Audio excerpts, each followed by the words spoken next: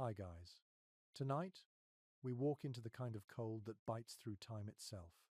You're standing on the edge of a Viking winter camp snow, drifted high against pine trunks, the air sharp enough to sting the back of your throat. Torches flicker orange across a scatter of low tents and half-buried huts, their hides glazed with frost like sugared fruit. The wind sighs through gaps in the wood, humming a tune older than memory. You can almost feel it in your ribs, a reminder that you probably wouldn't survive this kind of night without the tricks those warriors knew. So, before you get comfortable, take a moment to like the video and subscribe, but only if you genuinely enjoy what I do here. And hey, post your location and the local time down below. I love seeing where in the world you're listening from. Now, dim the lights and step closer to the fire. You crouch among them, these broad-shouldered wanderers wrapped in layers of wool and fur, their beards rimed white, breath curling like smoke signals.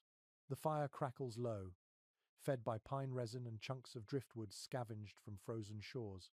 Every sound carries the pop of sap, the faint chime of ice shifting on the river nearby. You notice that nobody truly speaks above a murmur. Words, like heat, are rationed. A tall man pokes at the embers, his face carved in amber light. He's not just a warrior. Tonight he's also an engineer of survival.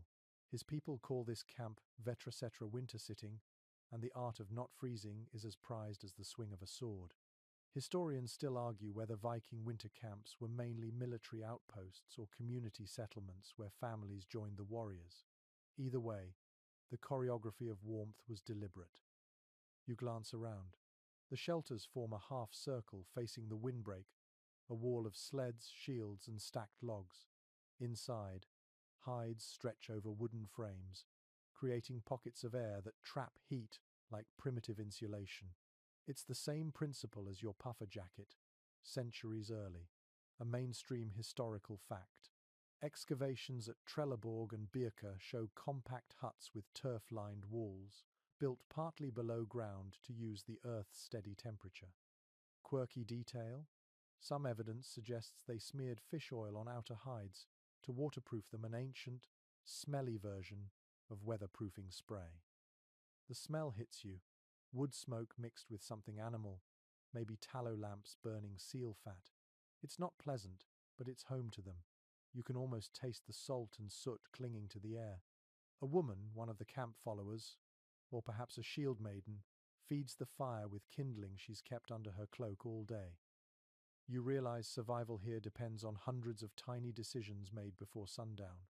Where to pitch the tent, how to angle the door flap away from wind, how to share warmth without losing dignity. You shift your weight, and the snow squeaks underfoot. Overhead, the aurora drifts like green silk, ghostlight playing on helms and tent ropes. Someone coughs. Another mutters a short prayer to Thor for steady weather. The night answers with silence. You notice how even silence has texture, the hum of distant ice, the faint rasp of wool against wool as men settle deeper into furs. The leader gestures toward the nearest shelter. You duck inside. Instantly, the air changes. It's still cold, yes, but softer, dense with breath and life. 6 men share this space, lying head to toe to conserve heat.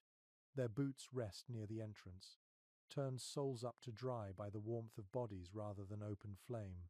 Steam curls from them faintly. Beneath the sleeping forms, spruce branches form a springy mat.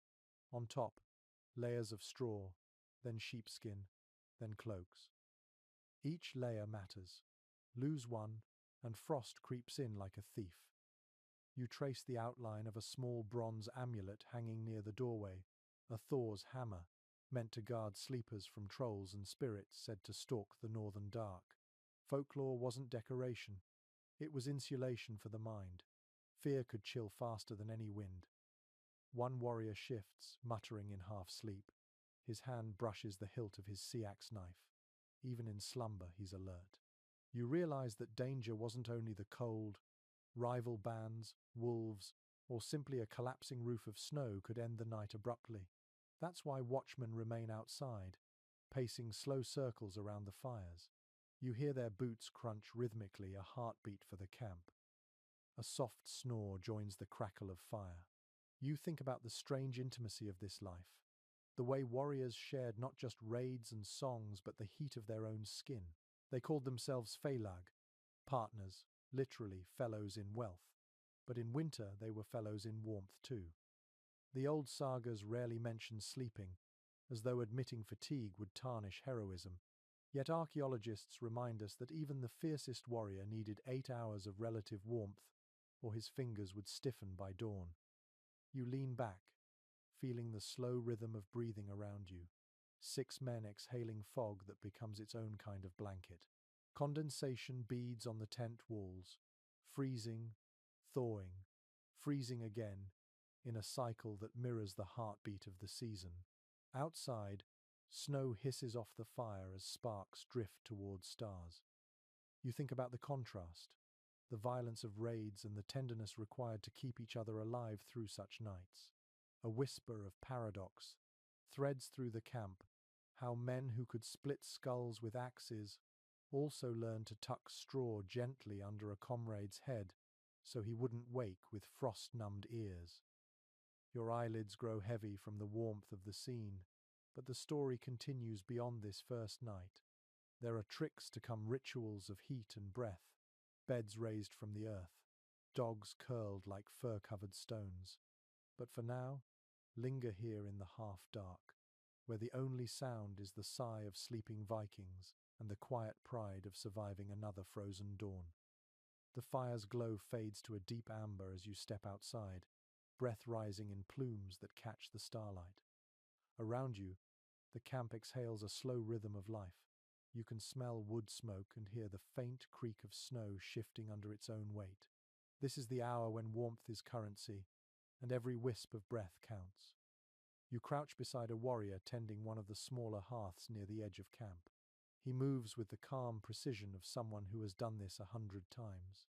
He lifts a small iron tool and stirs the ash. A dull glow blooms beneath, hidden embers nursing the heat that kept men alive.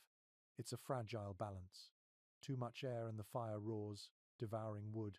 Too little, and it dies, leaving only cold shame.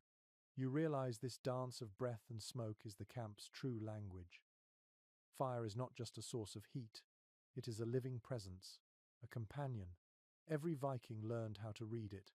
The crackle of dry pine meant safety. The hiss of wet bark meant danger.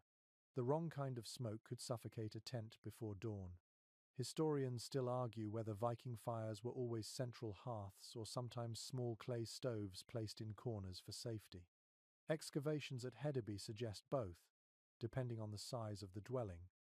The air inside those shelters was heavy with moisture, so managing breath mattered as much as feeding flames. Imagine 6 men exhaling into a low-roofed space. The carbon from their breath could build up, turning the air sour, so they built smoke holes, small vents near the top of hides, allowing fire and lungs to share their exhaustion with the sky. It wasn't perfect, but it worked.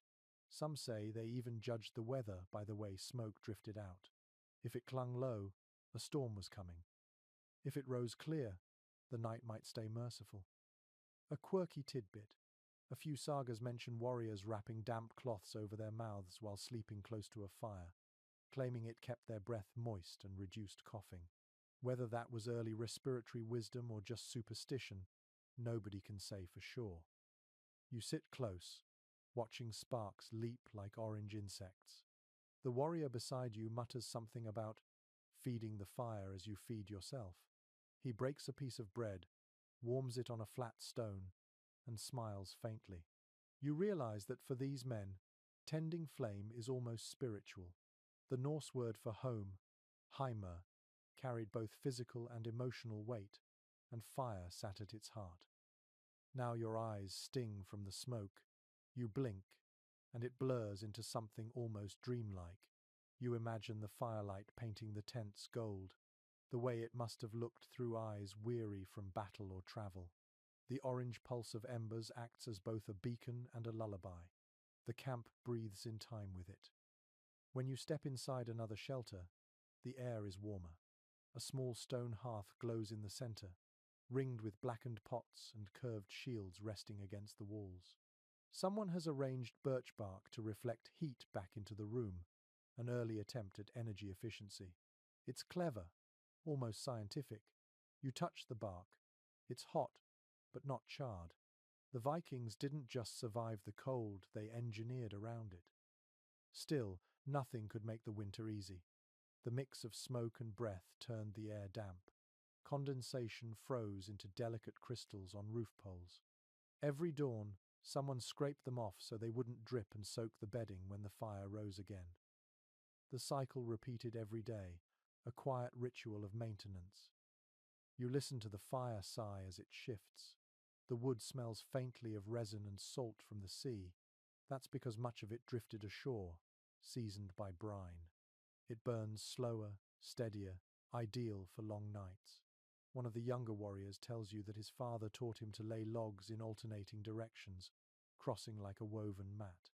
It makes the fire last until morning, leaving a deep red bed of coals that can be coaxed to life again with a single breath.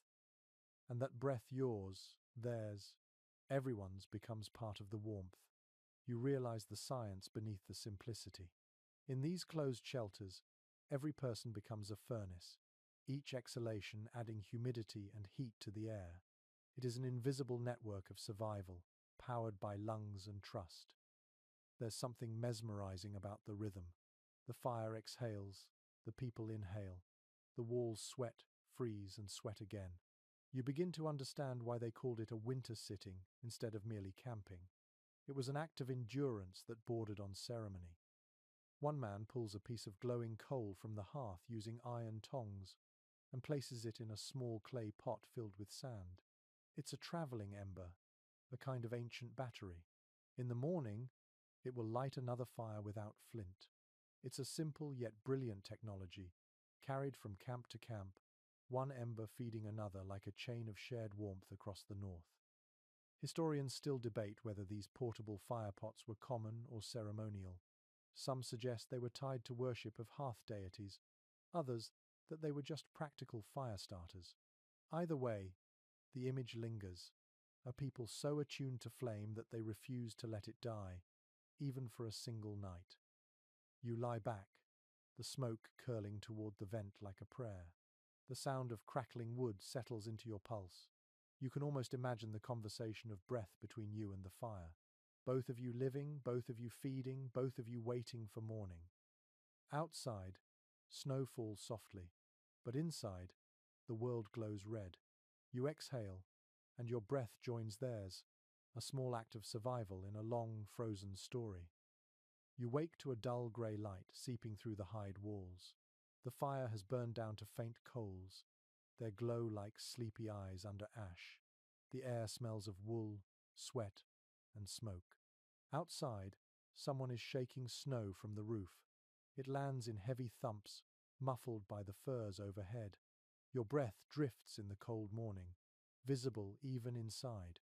You pull your cloak tighter and begin to notice what keeps these men alive when the world outside could kill in minutes. Clothing is their real armor against the night. Every piece has a purpose, and nothing is wasted. You reach for a tunic of thick wool, scratchy but warm, and understand why wool was the lifeblood of the North. It can hold warmth even when damp, a miracle fabric spun from the patience of sheep grazing on icy hills. Historians still argue whether the Vikings imported finer wools from the British Isles or perfected their own breed of hardy northern sheep. Either way, the result is the same: insulation that outlasts weather and war. They layer carefully. First comes the linen undertunic, light but essential, wicking away sweat before it freezes. Then the wool tunic, its weave dense as felt. Over that, a cloak fastened by a brooch, usually fur-lined along the edges where frost bites hardest. You notice that the edges of every garment are reinforced with narrow strips of cloth or leather. It keeps them from fraying, but it also seals warmth in. A warrior near you is mending his hood. He stitches calmly, his fingers clumsy with cold but precise from habit. The hood, called a coif, fits snugly under a fur hat. It covers the neck and shoulders, overlapping the cloak so no skin is exposed to the wind. His mittens hang on a cord around his neck, ready to pull on when he steps outside. A quirky detail catches your attention. Some Vikings rubbed their clothing with animal fat or even fish oil to make it windproof. It smelled terrible, but the thin, greasy layer turned away snow and damp. You imagine that particular aroma spreading through a crowded tent at night. Perhaps that is why so many sagas praise the virtues of strong-smelling smoke. It masked everything else. You run your fingers over a pair of wool leggings lying nearby. They are thick as carpet, bound to the legs with soft leather strips called windings. This binding not only kept the fabric tight, but also served as a kind of gentle compression to improve circulation in freezing temperatures. Modern mountaineers would recognize the idea instantly. The Vikings discovered it through experience. The question of footwear lingers. How did they protect their feet when snow seeped through everything? The answer lies in layers again. Linen socks, then wool, then soft leather shoes stuffed with dried grass. Yes, grass. Dried sedge acted as insulation, trapping air just like modern thermal padding. Each night they would pull the grass out, dry it by the fire, and replace it before sleep. Simple, effective, endlessly renewable. You can almost hear the soft rustle as a warrior shakes out handfuls of clean sedge, stuffing it into his boots before wrapping his feet. It is an oddly tender sound amid all the clatter of weapons. There is an art to dressing for sleep too. Nobody strips completely, not in this kind of cold. Instead, they loosen belts, pull hoods low, and curl up inside their cloaks. The idea is to trap the air their bodies have already warmed. Sometimes 2 or 3 men share one large cloak, fastening the edges together with brooches or pins to form a cocoon. Privacy means nothing when survival demands company. Historians still debate whether Viking cloaks were always rectangular or semicircular. Some depictions show one side shorter, allowing a freer sword arm, but for sleeping, the longer cut works best, folding over the head like a hood. You can imagine lying there, hearing the fabric stiffen as frost forms along the edge, feeling the warmth trapped close to your chest. The women in camp understand clothing better than anyone. You notice one sitting by the light, combing out sheep's wool. She hums softly as she twists the fibers into thread using a spindle. The movement is hypnotic. Each spin tightens the strand, turning fluff into strength. That strength becomes warmth. It is a kind of alchemy, transforming raw nature into comfort. A curious fact surfaces in your mind. Fragments of Viking clothing found in graves still show traces of rich dyes. Reds from madder root, yellows from birch leaves, deep blues from woad. Even in winter they loved colour. Imagine how those cloaks must have looked by firelight, glimmering like jewels against the snow. It makes you think warmth is not only a physical thing but a psychological one. The camp stirs fully now. Men stretch and grunt, rolling their shoulders beneath layers of wool. You catch glimpses of different furs: reindeer, bear, wolf, each chosen for its particular warmth and texture. They trade stories about which keeps the heat best, as though comparing battle scars. One swears by wolfskin because it sheds snow easily. Another praises sheepskin for its softness. You pull your own borrowed cloak tighter and notice the smell of lanolin, the natural oil in wool. It's faint but comforting, a scent of safety. You understand now why modern historians call Viking textiles technologies of survival. Every thread, every layer, every stitch was a deliberate answer to the cold. Outside, snow continues to fall in slow, silent sheets. A few men step out to relieve themselves, their boots crunching on the crusted ground. Steam rises from where they stand. They laugh about it, a moment of crude humor that cuts the tension. Laughter, like wool, is another kind of insulation. You look back inside. The fires are being coaxed awake again, sparks leaping into the chill. Someone tosses in pine needles, filling the air with a sharp, clean scent. It's the smell of morning after survival. You can almost feel the energy returning, like warmth rediscovering your limbs. And as you sit there, wrapped in ancient fabric and breath, you realize something simple but profound. The Vikings did not just endure winter, they dressed themselves in defiance of it. Each stitch was a small rebellion, each layer a promise to see another sunrise. You are sitting now at the heart of the camp, the air thick with the smell of pine smoke and damp wool. The night has settled in again, and the cold outside is so sharp it feels like glass. Inside, though, there is movement, low murmurs, and the steady sound of bodies shifting closer together. You begin to understand the Viking secret that rarely makes it into the sagas. Survival depended not on solitude, but on shared warmth. They sleep close, sometimes in lines, sometimes in huddled clusters. The Norse word felag meant partnership or fellowship, but in winter camps, it also meant shared body heat. Imagine half a dozen men lying shoulder to shoulder, their cloaks overlapping, their breaths mingling in clouds that fog the air above them. It is practical and intimate in a way that feels both ancient and human. Archaeological evidence from sites like Hedeby and Kaupang suggests that longhouses were designed with raised sleeping benches running along the walls. These benches were wide enough for several people to lie side by side. They were covered with hay, moss, or sheepskins, creating communal beds that trapped warmth. The same layout appears in Icelandic farmsteads centuries later, proof that the idea worked so well it became a cultural habit. An unexpected detail emerges from Norse law codes. There were rules about where individuals slept within the hall. Warriors of higher rank or guests of honor often slept toward the center, closer to the hearth, while lower-ranking fighters or servants took the outer spots where the cold seeped through the wall planks. Warmth was hierarchy. The closer you were to the fire, the more your value was acknowledged. You watch as one of the men adjusts his position. Without a word, others shift with him, keeping the wall of bodies unbroken. It is an instinct older than speech, like geese forming a line in flight. You can feel the rhythm of their breath, the quiet cooperation that keeps them alive. What fascinates researchers today is how such closeness affected Viking social bonds. Sleeping shoulder to shoulder for weeks or months must have built a kind of trust that no oath could match. Some historians suggest that the legendary loyalty among warriors, the brotherhood sung about in later poems, was forged as much in these nights of shared exhaustion as on any battlefield. Others think it simply made practical sense. Staying warm outweighed personal space. One lesser-known discovery from burial sites in Denmark shows that bedding materials were sometimes mixed with crushed juniper or heather. The scent kept fleas and lice at bay, and the oils from the plants offered mild antiseptic properties.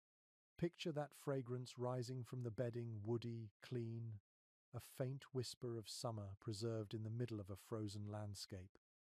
You notice how they wrap themselves. Each person keeps their cloak tight around the body but leaves enough overlap with the next. Between them, the air stays warmer than the icy drafts sneaking through the roof beams. A small gap opens, and cold slips in like a ghost. Someone mutters, half asleep, and a hand pulls the furs tighter, balance restored. There are small rituals before sleep. A man scratches runes into the dirt near the doorway, invoking Thor's protection. Another whispers something to the fire, a small thank you for surviving one more day. You realize that these gestures are not superstition alone. They create a rhythm of calm, a way to quiet fear before surrendering to rest. Curiously enough, sagas that mention sleeping arrangements often do so in moments of tension. In Egil's saga, a man is murdered in his bed, the attack made possible because so many shared the same space. Scholars point out that while communal sleeping built unity, it also demanded vigilance. Even in slumber, weapons were kept within reach, and trust had limits. You lie down among them for a moment, listening to the chorus of breathing. The smell of smoke clings to the furs. The air feels heavy but strangely safe. The warmth of the man beside you seeps into your side, the same way yours seeps into his. It is not comfort as you know it, but it is survival in its truest form. Some researchers have experimented with reconstructing these sleeping setups in modern conditions. In one experiment, 6 volunteers lay together under sheepskins inside a turf hut at -10 degrees Celsius. Their combined body heat raised the temperature under the covers to nearly 20 degrees within an hour. The human furnace works remarkably well when multiplied. You think about that as you watch frost forming on the inside of the roof. It sparkles in the dim firelight like a scattering of tiny stars. The sound of someone shifting in sleep is followed by a sigh, then silence again. Outside, the wind keens through the trees, frustrated at being shut out. In this moment, you understand why Viking poetry so often speaks of kinship as warmth and betrayal as cold. Those were not just metaphors, they were literal truths. To turn against a comrade in winter was to steal his heat, to doom him to freezing. You close your eyes. The heartbeat of the camp slows, syncing with your own. It feels timeless. This act of huddling against the cold, this exchange of breath and warmth and quiet faith. When morning comes, they will rise again, shake the frost from their cloaks, and face another day of endurance.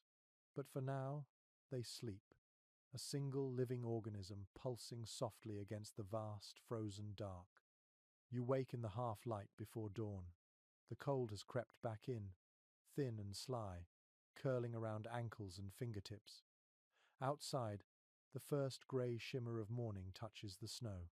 The fire has dwindled to a few glowing coals, barely holding on. Beside you, someone stirs, muttering softly. Then a shape moves near the tent flap, and for a heartbeat, you think it's another warrior. But the sound that follows is a low snuffle, the kind of sound that doesn't belong to a man. A dog pushes its head through the flap, shakes snow from its fur, and crawls inside. Its body is solid heat, steaming faintly in the cold air. The nearest sleeper grunts and lifts his cloak so the animal can wedge itself between them. Instantly, the small pocket of warmth spreads. The Vikings understood this simple truth long before science could name it. A warm animal could mean the difference between life and death. Across the camp, you notice more of them. Dogs curled like commas near their masters. A shaggy goat tethered close to a wall where it gives off a gentle, grassy smell. Even a small piglet wrapped in a spare cloak. The scene is oddly tender, a patchwork of fur and breath and human improvisation. Excavations at Borg in Lofoten have revealed bones of dogs and livestock within the living quarters, suggesting that animals shared the same shelter during deep winter. It wasn't sentimentality but strategy. Each creature added warmth, manure for fuel, and a reminder of the domestic world that kept chaos at bay. One striking detail found in Norse household remains is the presence of low wooden partitions dividing people and animals. Not by walls, but by woven hurdles of willow. These barriers allowed heat and sound to travel freely. Imagine lying half awake, listening to the rhythmic chewing of a cow or the soft thud of a dog's tail against the ground. Life itself moving around you, reassuring and real. You scratch the dog's head. Its fur is coarse but warm, smelling faintly of smoke and snow. It yawns and curls closer. The Vikings bred several types of dogs, from large, wolfish guard dogs to smaller herding breeds. Some were companions in battle, others were hunters. All were companions in the cold. A curious note from early Norse poetry mentions warriors calling their dogs fire sleepers. The phrase has a double meaning: dogs that slept near the hearth, and dogs whose warmth glowed like flame. It is a poetic glimpse into how deeply they valued the comfort of an animal's body beside their own. Not all the animals were so friendly. Sheep and goats could be restless, their hooves clattering on the floorboards during the night. There are accounts in later Icelandic farm records describing people throwing bits of straw to calm them, or even singing softly, half lullaby, half command. One can almost hear it now, a low hum blending with the wind outside. Some researchers believe that keeping animals nearby also served as a primitive alarm system. A restless dog might sense movement beyond the camp before any human could. In a world where raiders or wolves might approach in darkness, Those few seconds of warning could save lives. You think about that as you watch the dog lift its head suddenly, ears twitching. The night outside has its own voice. The trees creak, snow slides from branches, a far-off owl hoots. Then, nothing. The dog lowers its head again, satisfied. You realize how finely tuned the partnership between man and beast had become. It was not pet ownership. It was alliance. Another man rolls over and grins sleepily at you. He gestures at the dog and mutters that even Odin had his wolves to keep him company. The gods themselves, in Norse belief, were surrounded by animals. Freya with her cats, Thor with his goats, and Odin with his ravens. Perhaps, you think, these stories were not just symbols of power but reflections of everyday life in the north, where people and animals survived only by sharing the same breath. There's an earthy smell now, the mingling of hide, fur, and smoke. It would seem unpleasant to you, but to them it is comfort, the scent of living warmth. You picture the camp from above, each tent a small island of heat in a sea of white. Inside every one, the same quiet choreography. Men, women, dogs, maybe a lamb, all tangled in a shared dream of endurance. A small boy, no more than 10, crawls from under a blanket of pelts. He strokes the dog's ears before reaching for a bowl of cold stew. He feeds it a scrap of meat and smiles. Even the youngest understand the exchange. Warmth for warmth, loyalty for life. Modern ethnographers studying Arctic herders have noted similar practices lasting into recent centuries. The principle is timeless. The closer you are to another living thing, the longer both of you endure. The Vikings, pragmatic to their core, made that a daily reality. As the morning brightens, the camp comes alive. Dogs stretch, goats bleat, humans groan and roll from their bedding. Breath hangs in the air like mist.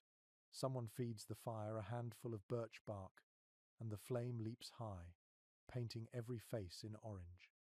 You stand at the doorway, watching as light crawls across the snow. The world feels newly made. The animals move first, shaking frost from their coats, ready to scavenge what little grass lies beneath the crusted snow. The people follow, stamping their boots, wrapping furs tighter. There is no sharp line here between human and animal. There is only the shared struggle to stay warm. It's a lesson you can almost feel in your bones. Survival is never solitary. Inside the tent, the dog settles back into the hay, sighing like an old man, its eyes close, content. You smile, realizing that for all their ferocity, the Vikings survived the Arctic nights with gentleness too. They trusted warmth in all its forms, even the kind that wagged its tail. The day brightens slowly, the kind of pale northern light that never truly burns away the chill. You walk across the camp, your boots crunching on frost. The warriors are busy gathering more pine branches, chopping logs, and shaking snow from their shelters. The wind slices across the open field, sharp as a blade. You realize again how little stands between comfort and cold. Inside the shelters, the real secret of survival is built into the ground itself. You step into one of the huts and notice something different about the floor. It is not bare earth, nor is it simply covered in straw. Instead, it is layered carefully, like a recipe for warmth. First, a base of logs laid across shallow trenches. On top of that, a bed of dried moss, then thick mats of hay, and finally animal hides. This design lifts the sleeper above the frozen soil, creating a cushion of trapped air that keeps heat from bleeding away. Archaeological excavations at Jarlshof in the Shetland Islands have revealed similar constructions, where raised sleeping platforms of timber or stone lined with moss were found alongside hearth remains. It suggests that even on remote outposts, Vikings carried with them an understanding of thermal design. Some researchers think these techniques were learned from the Sami people, who lived further north and mastered the art of insulating themselves from permafrost. You kneel and press your palm to the moss. It feels soft, faintly springy, and carries the scent of forest floor. You imagine them gathering it during warmer months, drying it in the sun, then storing it in sacks until winter. Every handful was a promise of comfort for nights like this. The moss absorbed sweat and moisture too, keeping the bedding dry. They would replace it often, adding new layers as the bottom ones became packed or frozen. Curiously, traces of juniper and fern have been found mixed into bedding layers at several Viking sites. Botanists note that both plants release natural oils that repel insects and fungi. It is practical and surprisingly sophisticated, an early form of hygiene built into the architecture of sleep. One of the older warriors motions to you, pointing at the walls. They are half buried in the earth, with turf piled high outside for insulation. The air inside feels thicker, more stable, almost like a cellar. You realize the floor, though rough, forms part of a complete thermal system. Warm air from the hearth rises, circulates through the room, and the walls trap it. Even the low ceiling plays its part, forcing heat to stay near the people lying close to the ground. It is not elegant, but it is genius in its simplicity. Some modern historians describe Viking winter shelters as reverse ships because they were built like inverted hulls, curved frames, tight planking, layers of moss instead of pitch. The comparison feels apartment. These were sailors of both sea and land, and they treated their huts as vessels navigating an ocean of cold. A few of the men are repairing a sleeping bench that cracked overnight. They use wooden pegs instead of nails, tapping them gently with the handle of an axe. Their movements are slow but deliberate, conserving energy. Every gesture in this camp is economy in motion. Nothing wasted, nothing unnecessary. You watch as they lay down new bedding, first the moss, then handfuls of hay that smell faintly sweet, then a reindeer hide with the fur turned inward. The texture is thick and plush, warm even to the touch. A young man pats the hide proudly, explaining that the air trapped inside the hollow reindeer hairs keeps the body insulated. Scientists today confirm the same principle. Reindeer fur is among the most effective natural insulators on Earth. As dusk begins to gather again, they prepare for another long night. The benches are covered, the fire stoked, and the air thickens with anticipation of rest. You can almost sense a rhythm to it now, a pattern older than memory. Each evening they rebuild warmth as though it were a fortress. Some historians have speculated that these communal benches also influenced Viking social structure. The closer ones slept to the hearth or to the leader, the higher ones standing in the group. The outer benches were for new recruits or servants. Archaeological mapping of charred floors sometimes reveals this hierarchy in the soot itself, darker where people slept closer to the fire, lighter at the edges where the cold crept in. A peculiar observation made by experimental archaeologists is that the moss flooring, once warmed, continues to emit heat for hours, acting almost like insulation in a thermos. When they recreated a Viking-style sleeping platform, they found that even after the fire went out, the temperature under the bedding stayed nearly 10 degrees warmer than the air above. You imagine those quiet hours before dawn, when only the faintest glow of embers remains, and yet the sleepers stay safe in their cocoon of warmth. You settle yourself on one of the benches. The wood gives slightly beneath you, creaking softly. You can feel the subtle lift from the ground, the dry resilience of the moss beneath the hides. It is surprisingly comfortable, not luxurious but steady, like the heartbeat of the earth itself lending its warmth. The old warrior who showed you around leans back against the wall, his beard rimed with frost, and grins. He mutters something that translates roughly to, "The ground can eat the cold before it eats you." You nod, realizing there is a kind of poetry hidden in that pragmatism. Outside, snow begins to fall again, whispering against the roof. The firelight flickers across the low ceiling, catching the gleam of the warrior's axe propped nearby. Around you, others begin to lie down, adjusting cloaks, pulling furs tight. The air fills with slow breathing and the faint rustle of straw. You lie back and stare at the roof, feeling the layers beneath you cradle the body. It is the opposite of luxury, yet it holds something deeper, the quiet dignity of endurance. Every plank, every handful of moss, Every hide is part of a conversation with the land. The Vikings did not conquer winter. They negotiated with it. As sleep creeps in, you think of all the feet that have walked across this same frozen soil, all the lives that found warmth just a few inches above the cold ground. The fire hums, the moss sighs, and for a moment, the earth itself feels alive beneath you, holding you close in its patient, icy embrace. Night falls again, quiet and complete. The camp glows faintly under a sky that looks carved from steel. The air is so clear you can almost taste it, sharp and dry like ground quartz. Inside the huts, the fire is being coaxed back to life. Every spark feels like a small victory. You kneel beside one of the warriors and watch the delicate work of maintaining flame through the long Arctic dark. The hearth is a shallow pit ringed by stones darkened from years of smoke. A thin layer of ash lines the bottom, soft as powder.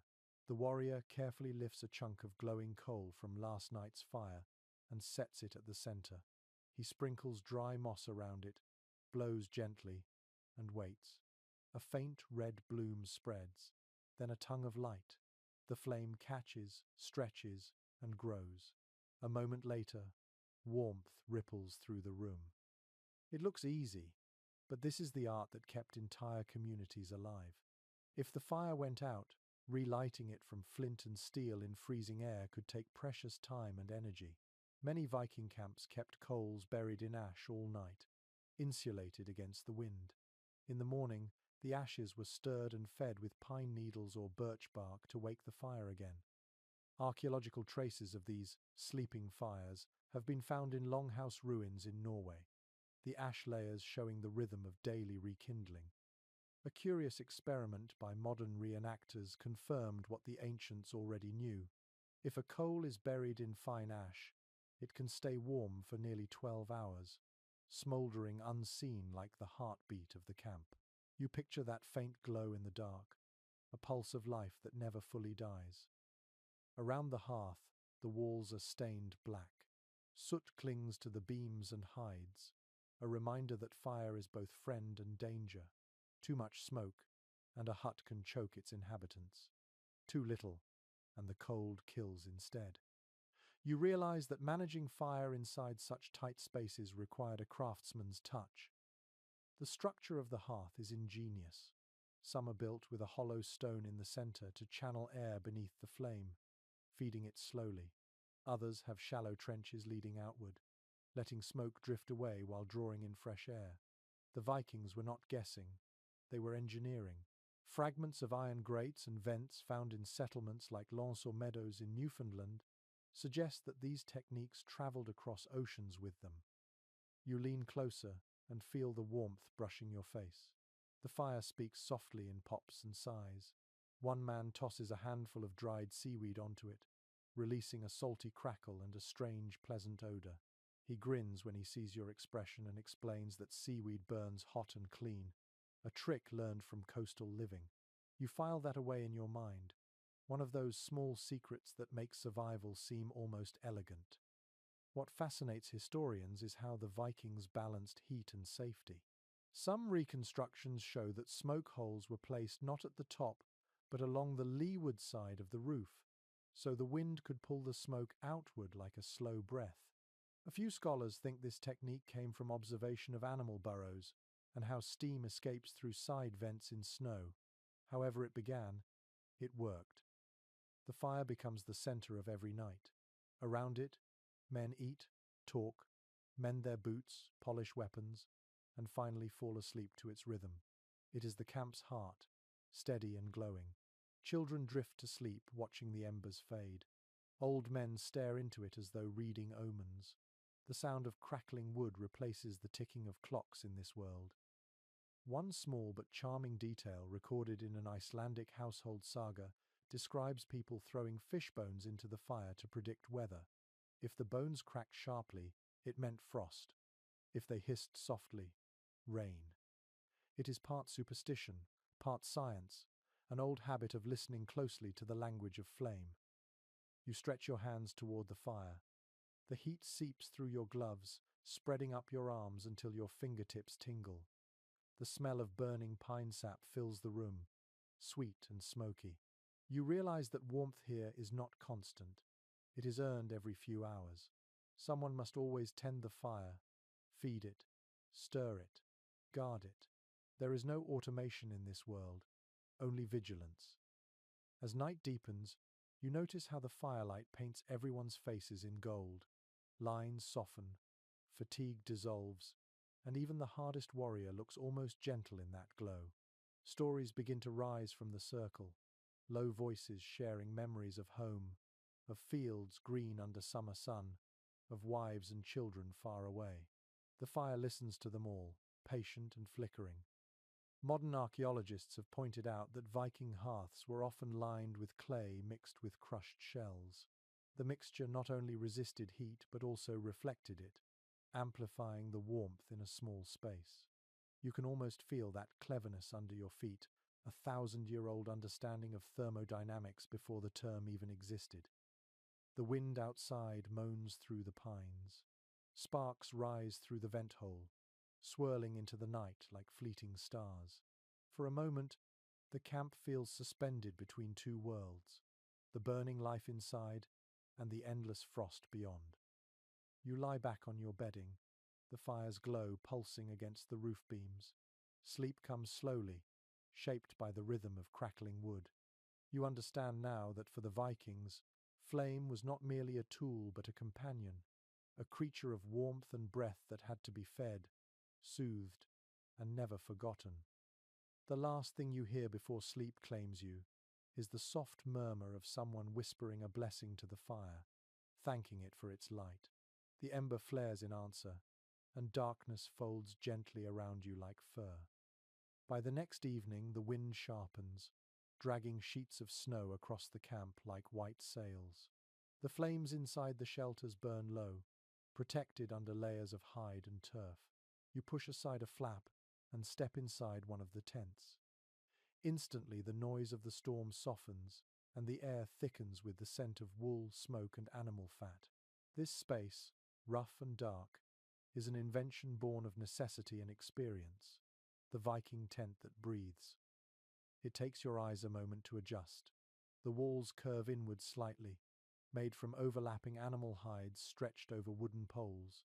The floor is a patchwork of moss, straw, and leather. You run a hand along the hide and feel where it has been treated with a layer of waxy fat to keep moisture out. Drops of melting snow roll off it instead of soaking through. It feels alive, responsive to weather, not fixed or fragile like a house. Archaeological finds at Osberg and Gokstad have revealed the remnants of wooden tent frames stored inside burial ships. These collapsible structures show how portable the Viking world could be. Warriors traveling for months needed homes that folded like sails yet held warmth like earth. Modern experiments rebuilding these tents have shown how well the hides regulate temperature. The thick layers trap heat, while the seams at the base allow faint drafts that prevent suffocation. One detail catches your attention. Near the top, just under the peak, there is a small opening. It is a vent, wide enough to let smoke escape, but narrow enough to keep out snow. The edge is stiffened with willow branches, preventing it from collapsing inward. When the wind blows, the opening flutters like a heartbeat, drawing air through the space. The design works much like the lungs of a body, inhaling and exhaling as the fire breathes below. A few of the warriors are inside, tightening ropes and brushing snow from the roof. They work quickly, speaking in short bursts. One of them gestures for you to feel the inside wall. Despite the cold outside, it is only cool, not freezing. The hides are doubled, inner and outer layers with a gap of air between them. That pocket of air acts as insulation, much like the double walls of modern tents. Some researchers think this design came from a mix of influences. The Vikings may have borrowed ideas from nomadic Finno-Ugric tribes to the north, who built reindeer hide tents with similar ventilation systems. Others point to Anglo-Saxon field tents that used wool instead of leather, easier to repair but less resistant to snow. The truth probably lies somewhere in between, shaped by travel and trade. You crouch near the small hearth at the tent's center. It glows softly, the smoke curling upward toward the vent. There is a strange balance in the air, smoky yet breathable, warm yet not stifling. The smell of resin fills the space, mingling with the faint musk of wool and animal skins. You can see why people could sleep here for months without going mad from the cold. An unexpected detail from a 12th century Icelandic text describes tents lined with woven woolen panels called varafjól, literally warm walls. The panels could be hung like curtains and rolled up during travel. It seems primitive, but the effect is remarkable. Wool, with its crimped fibers, traps air better than almost any natural material. Inside such a tent, body heat multiplies quickly. You imagine the sound of dozens of these shelters shifting in the wind, each one breathing softly, exhaling thin ribbons of smoke that vanish into the snow-filled air. The camp must look like a field of dark, living hearts scattered across a white plain. One man sits repairing a small tear in the hide, using sinew as thread. His hands move methodically, even lovingly. He tells you that a single careless hole can drain warmth faster than an open door. He checks the seams, rubs fat into the leather, and sits back, satisfied. It is not just maintenance, it is stewardship of survival. Outside, the storm wails. Inside, the air hums with quiet talk. A woman pours warm broth from a pot suspended over the fire. The liquid steams, filling the space with the smell of herbs and salt. You take a sip. It scalds your tongue but sends a line of warmth all the way down to your stomach. Around you, others sigh in contentment. Curiously, excavations in Greenland have revealed traces of whale oil in small clay lamps found near sleeping areas. Whale oil burns longer than tallow, with a steady light and little smoke. Historians believe travelers carried these lamps in winter camps to supplement firelight during storms when fires had to be smothered for safety. The scent must have been strong, but the light would have felt precious. You listen to the storm pressing against the walls, the wind's moan replaced by a deep, rhythmic flutter of hide and rope. The tent flexes but never breaks. It moves with the weather instead of fighting it. That is perhaps the greatest secret of Viking endurance, to bend with the cold rather than resist it. A young warrior near you hums softly, a tune so low it seems to vibrate through the air. It is not quite a song, more a vibration of reassurance. Others pick it up, the harmony rising like smoke. You feel it in your chest, a wordless acknowledgement that this night, too, will pass. When the song fades, silence returns, warm and heavy. You lie back, your head resting against folded wool, and stare at the small vent above where a single star flickers through the smoke. The tent breathes around you, alive, protective and gentle. The snow keeps falling, but you hardly notice it now. The hide walls sigh softly. The fire glows, and you drift towards sleep wrapped in the heartbeat of invention. By morning, the storm has calmed to a fine drift of powder. The camp looks like it has been dusted with flour, every tent and roof softened by the night's fall. Inside, the fires glow low and steady. Men stretch and groan, rubbing their arms and stamping their feet to wake the blood. Then, as routine takes over, you see one of the oldest customs unfold, the ritual of drinking against the cold. A warrior ladles steaming liquid from a cauldron, and the air fills with the scent of honey and spice. It is mead, thick and golden, heated just enough to burn away the chill. He passes it around, each man taking a swallow before handing it on. The first sip stings, sweet and sharp at once, flooding warmth down the throat. You can almost feel the fire spreading through your chest. Viking Age sources make frequent mention of hot drinks in winter, though few specify exactly what they contained. Archaeological finds of cauldrons and wooden cups in graves suggest that communal drinking was more than celebration. It was survival strategy. Warm liquids helped raise body temperature and kept spirits from sinking into the dark fatigue of endless cold. But it wasn't always mead. Broth, milk, or fermented whey were common substitutes, each fortified with fat. A pot of fish stew left simmering overnight would thicken into a kind of drinkable porridge by morning. Travelers sometimes added animal blood to it for extra iron, a detail preserved in later Icelandic recipes. To modern ears it sounds grim, but to a frozen stomach, it was nourishment and heat. Curiously, residue analysis on pottery shards from Hedeby revealed traces of barley, honey, and herbs like yarrow and juniper. These were ingredients for spiced ale, a beverage that blurred the line between medicine and indulgence. Drinking together was more than pleasure. It was a shared act of staying alive.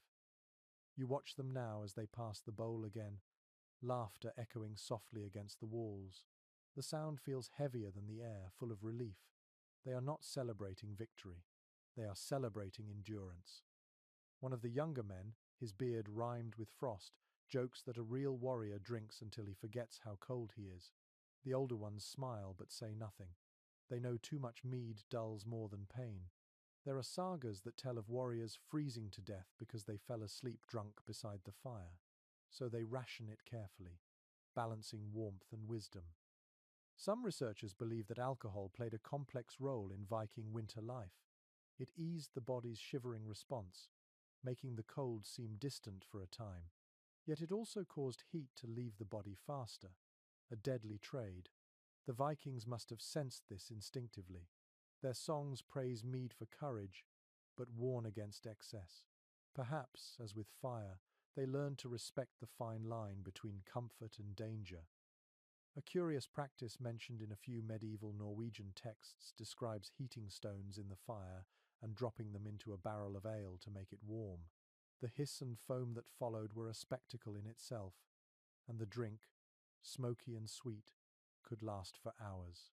You imagine the flickering light on their faces as they gathered around, cups steaming in their hands. For those who could not afford honey or ale, there was always broth.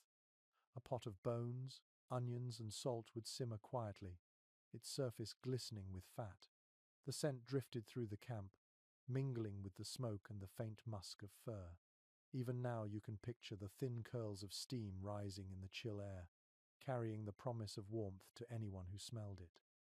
An intriguing note from an early Christian missionary in Scandinavia records that locals often poured a drop of their drink into the fire before consuming it.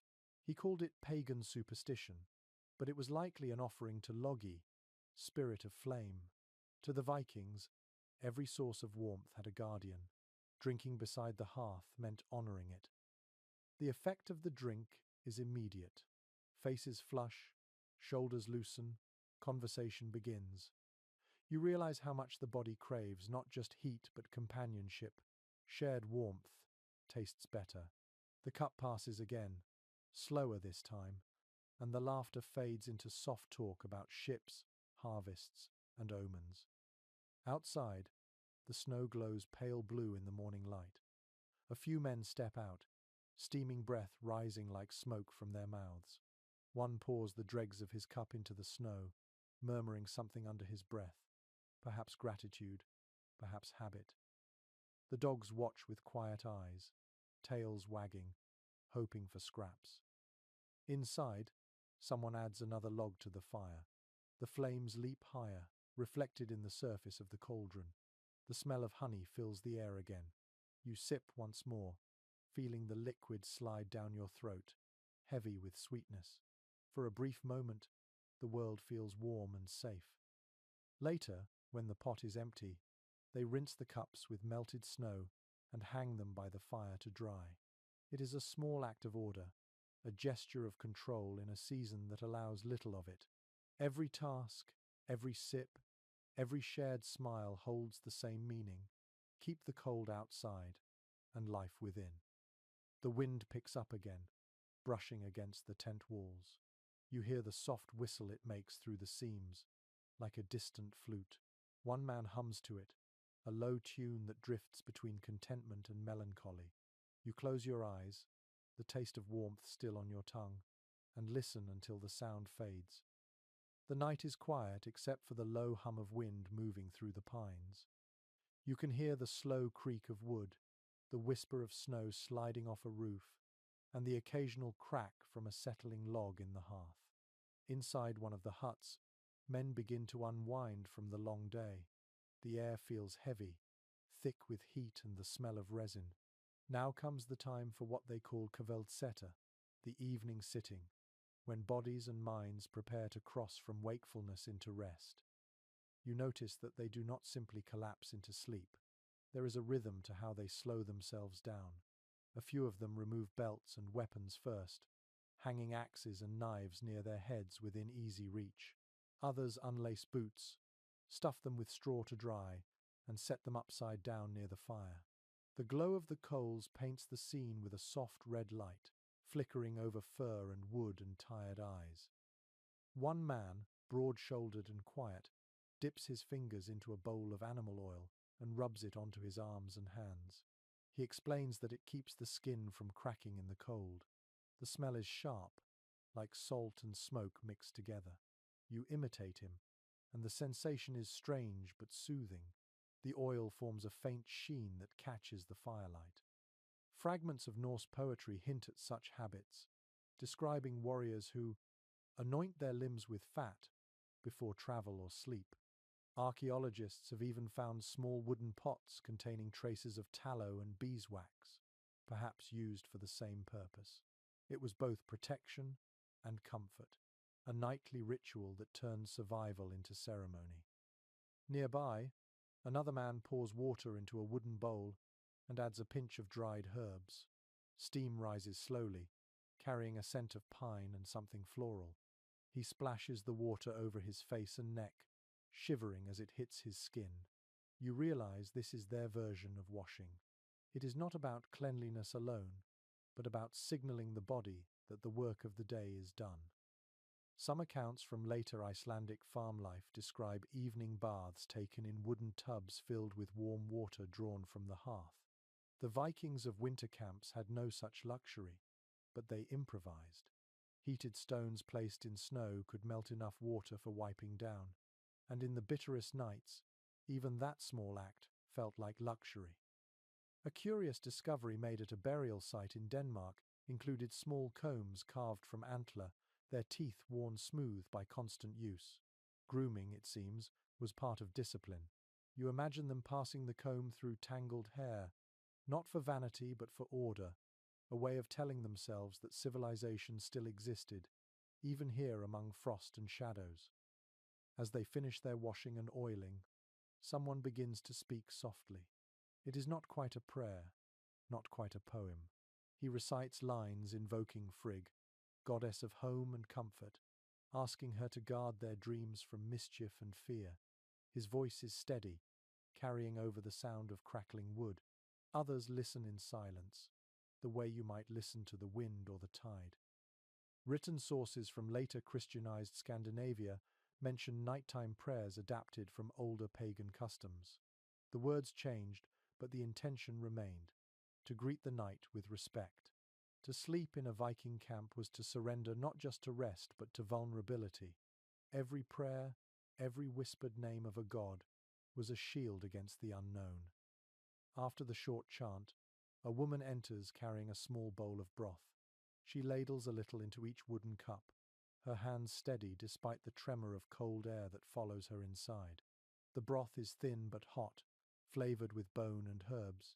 Each man drinks silently, savoring the warmth. When she finishes, she places the bowl by the fire and sits beside it, eyes half closed. Her presence feels like another kind of flame, quiet and enduring. What surprises you most is the calm. There is no rush, no frantic movement. Every gesture, from washing to prayer, is measured. It feels almost meditative. You can see now that these routines are not random. They are a way to manage fear and fatigue, to turn chaos into habit. Some scholars of Norse daily life suggest that such structured rituals helped prevent despair during the endless winter darkness. Without sunlight, the body's rhythm falters. So the Vikings made their own pattern: work, warmth, cleansing, food and rest. Each night repeated the same steps, anchoring them to something predictable when the world outside was nothing but uncertainty. The smell of herbs and smoke begins to mingle. Someone hums a low tune, a wordless melody that echoes softly off the timber walls. You feel the sound more than hear it, a vibration that settles the nerves. It might have been a lullaby once, sung by mothers who waited for men to return from the sea. Here it serves the same purpose, easing minds into sleep. The fire has burned down now, only the occasional flicker of orange showing through the ash. You watch as one man lies down and tucks his cloak around his shoulders. Another pulls a fur over both of them. Slowly the voices fade until only breathing remains. You lie down too, the smell of oil and pine filling your nose. In the stillness, you sense that this is more than survival. It is a kind of faith, practiced not in temples but in daily repetition. Fire, oil, breath, and sleep each part of a quiet liturgy to endure the night. You close your eyes, feeling the warmth of the floor beneath you and the slow rhythm of others breathing nearby. Outside, the cold is absolute. Inside, life persists, patient and deliberate. The night presses close around the camp, a dark so deep it seems to swallow sound. The only light comes from the coals glowing like dull rubies in the hearth. You shift slightly under your cloak, the weight of fur heavy across your shoulders. Around you, the men are settling into stillness, the quiet broken only by the creak of leather and the sigh of slow breathing. Then, in the dimness, you notice something gleaming near every sleeper's hand, the unmistakable curve of metal. Viking warriors never slept unarmed. Within reach of every man lies an axe, a knife, or a short sword. The weapons glint faintly in the firelight, dulled by use but carefully placed. They are not scattered carelessly. Each has a position, just as each man does. The haft of the axe faces the sleeper's dominant hand, the blade turned away to avoid accidental injury in the night. It is a small detail that reveals a world of discipline. Archaeological excavations at Trelleborg and Furkat have uncovered living quarters with benches wide enough to serve as beds, each with a space carved out at the head for a weapon. The habit was not symbolic but practical. Raids, ambushes, and sudden attacks were constant possibilities, even within one's own camp. The Vikings treated sleep not as rest but as a brief truce with danger. One curious note comes from an Icelandic saga that describes a man who slept with his sword under his pillow, a custom believed to protect both his dreams and his life. You imagine the cold edge pressing faintly through the fabric, a reminder that even in slumber the warrior could not fully surrender. You study the faces around you. In the half-light, they look younger, gentler, stripped of the fierceness daylight demands. Yet their hands, resting on the hilts of weapons, speak another truth. The body relaxes, but the mind keeps watch. A soft sound startles you, a shift, a creak, the faint rasp of leather against fur. A guard outside moves past the door, his boots crunching in the snow. The patrols never stop. One man's sleep depends on another's vigilance. You can sense the rhythm of it, a silent agreement written into muscle memory.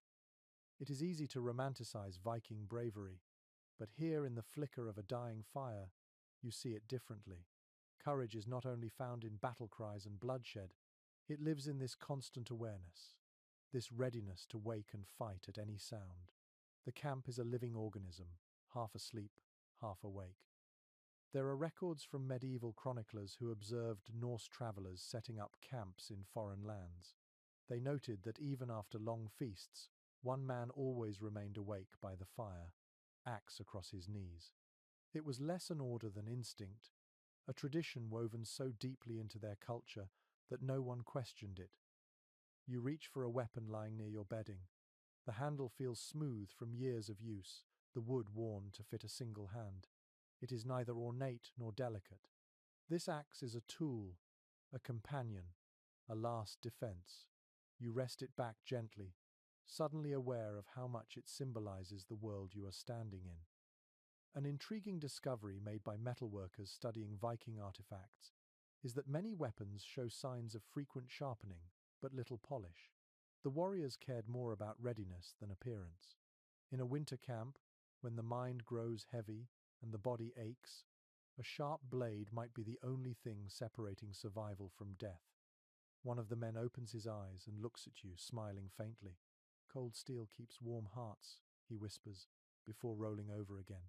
The phrase sounds like a proverb, something passed down from generations who knew that trust was precious but never absolute. You glance toward the doorway. The flap moves slightly in the wind, letting in a thread of cold air.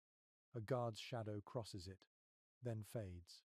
The sense of security is fragile, and yet, for all its fragility, it holds. In the corner, a small wooden shield leans against the wall. Its surface is marked with scars from past battles. The edges are darkened, perhaps from fire or time. Someone has carved small runes near the rim, protective symbols invoking Thor's strength. You run your fingers over them and feel how deep they cut into the wood, like promises etched into memory.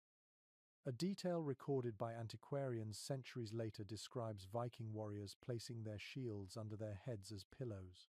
The practice seems strange until you see it done.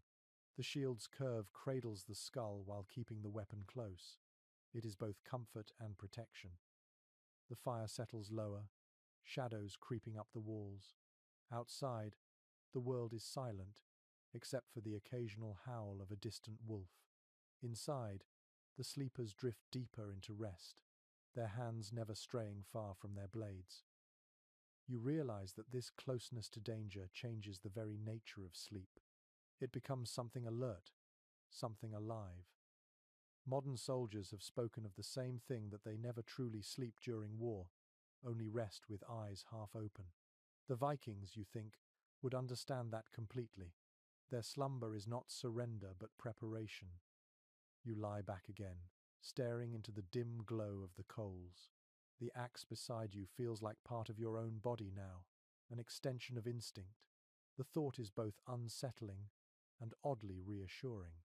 You close your eyes and listen to the quiet, aware that everyone here, even in sleep, remains part of the watch. Outside, the guard shifts his weight, the snow crunches once more, and the camp breathes on. Inside, the weapons gleam faintly, a silent forest of steel among fur and straw. Somewhere beyond the walls, the northern lights stir again, shimmering faintly above a world that never fully sleeps. The night deepens into stillness. The air inside the hut feels thick and slow, warmed by bodies and the faint breath of the fire. You lie awake for a while, staring at the faint line of smoke twisting toward the vent.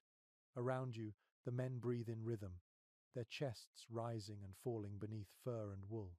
Somewhere near your feet, the dog sighs and rolls over. The silence is almost complete. And then, in the half-darkness, you begin to hear it. The small sounds of sleep, the shift of fabric, a low murmur, the kind of words that come from dreams.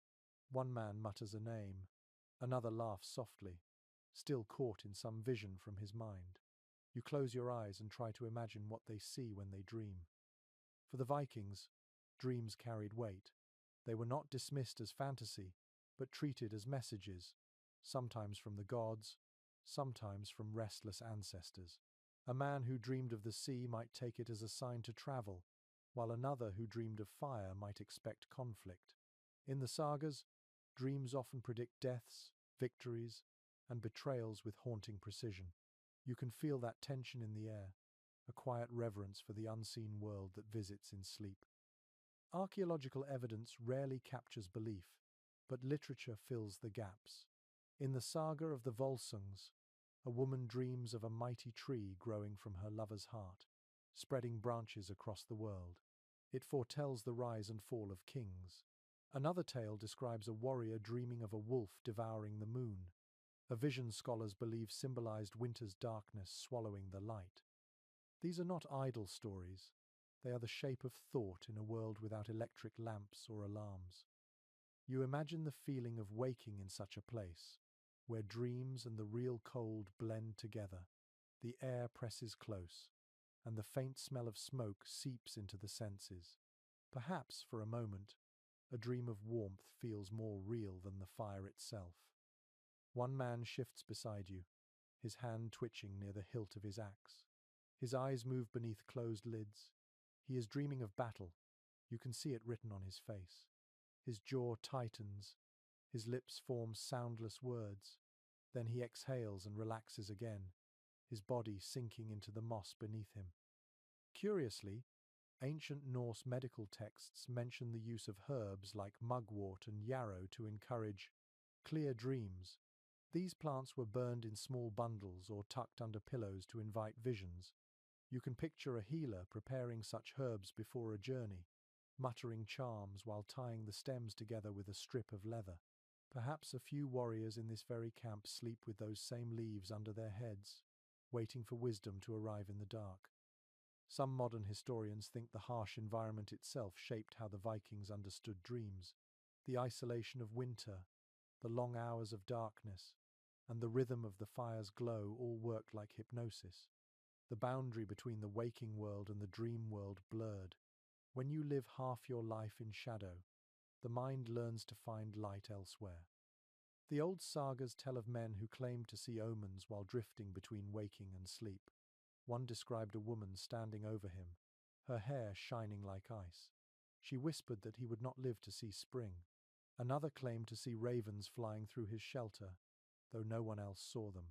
Historians still discuss whether these visions were symbolic, spiritual, or products of exhaustion. Whatever the truth, they mattered deeply to those who dreamed them. The air in the hut feels different now. The fire has burned down to faint embers, and the room glows with a reddish half-light. The faces around you look softer, caught between worlds. Someone whispers a line of an old poem half-conscious. Dreams are the hall of the hidden gods. His voice fades into quiet again. You shift under your cloak, your own eyes growing heavy. The rhythm of the camp is hypnotic. You begin to notice small flashes in your own mind. A river of ice, a flicker of fire, the shape of a longship beneath the aurora. They feel vivid for a moment, as if you are slipping into the same stream that the old warriors trusted. Later, you will not remember exactly what you dreamed, only the sense of movement and warmth. But as you drift, you realize that this nightly surrender to visions might have been one of the few comforts in such a hard world. Dreams gave them stories when daylight offered none. Outside, snow falls again, soft and soundless. Inside, the sleepers lie still, watched only by the faint pulse of the fire.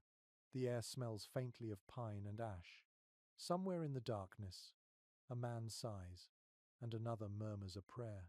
The gods of the north listen in silence, weighing dreams against destiny.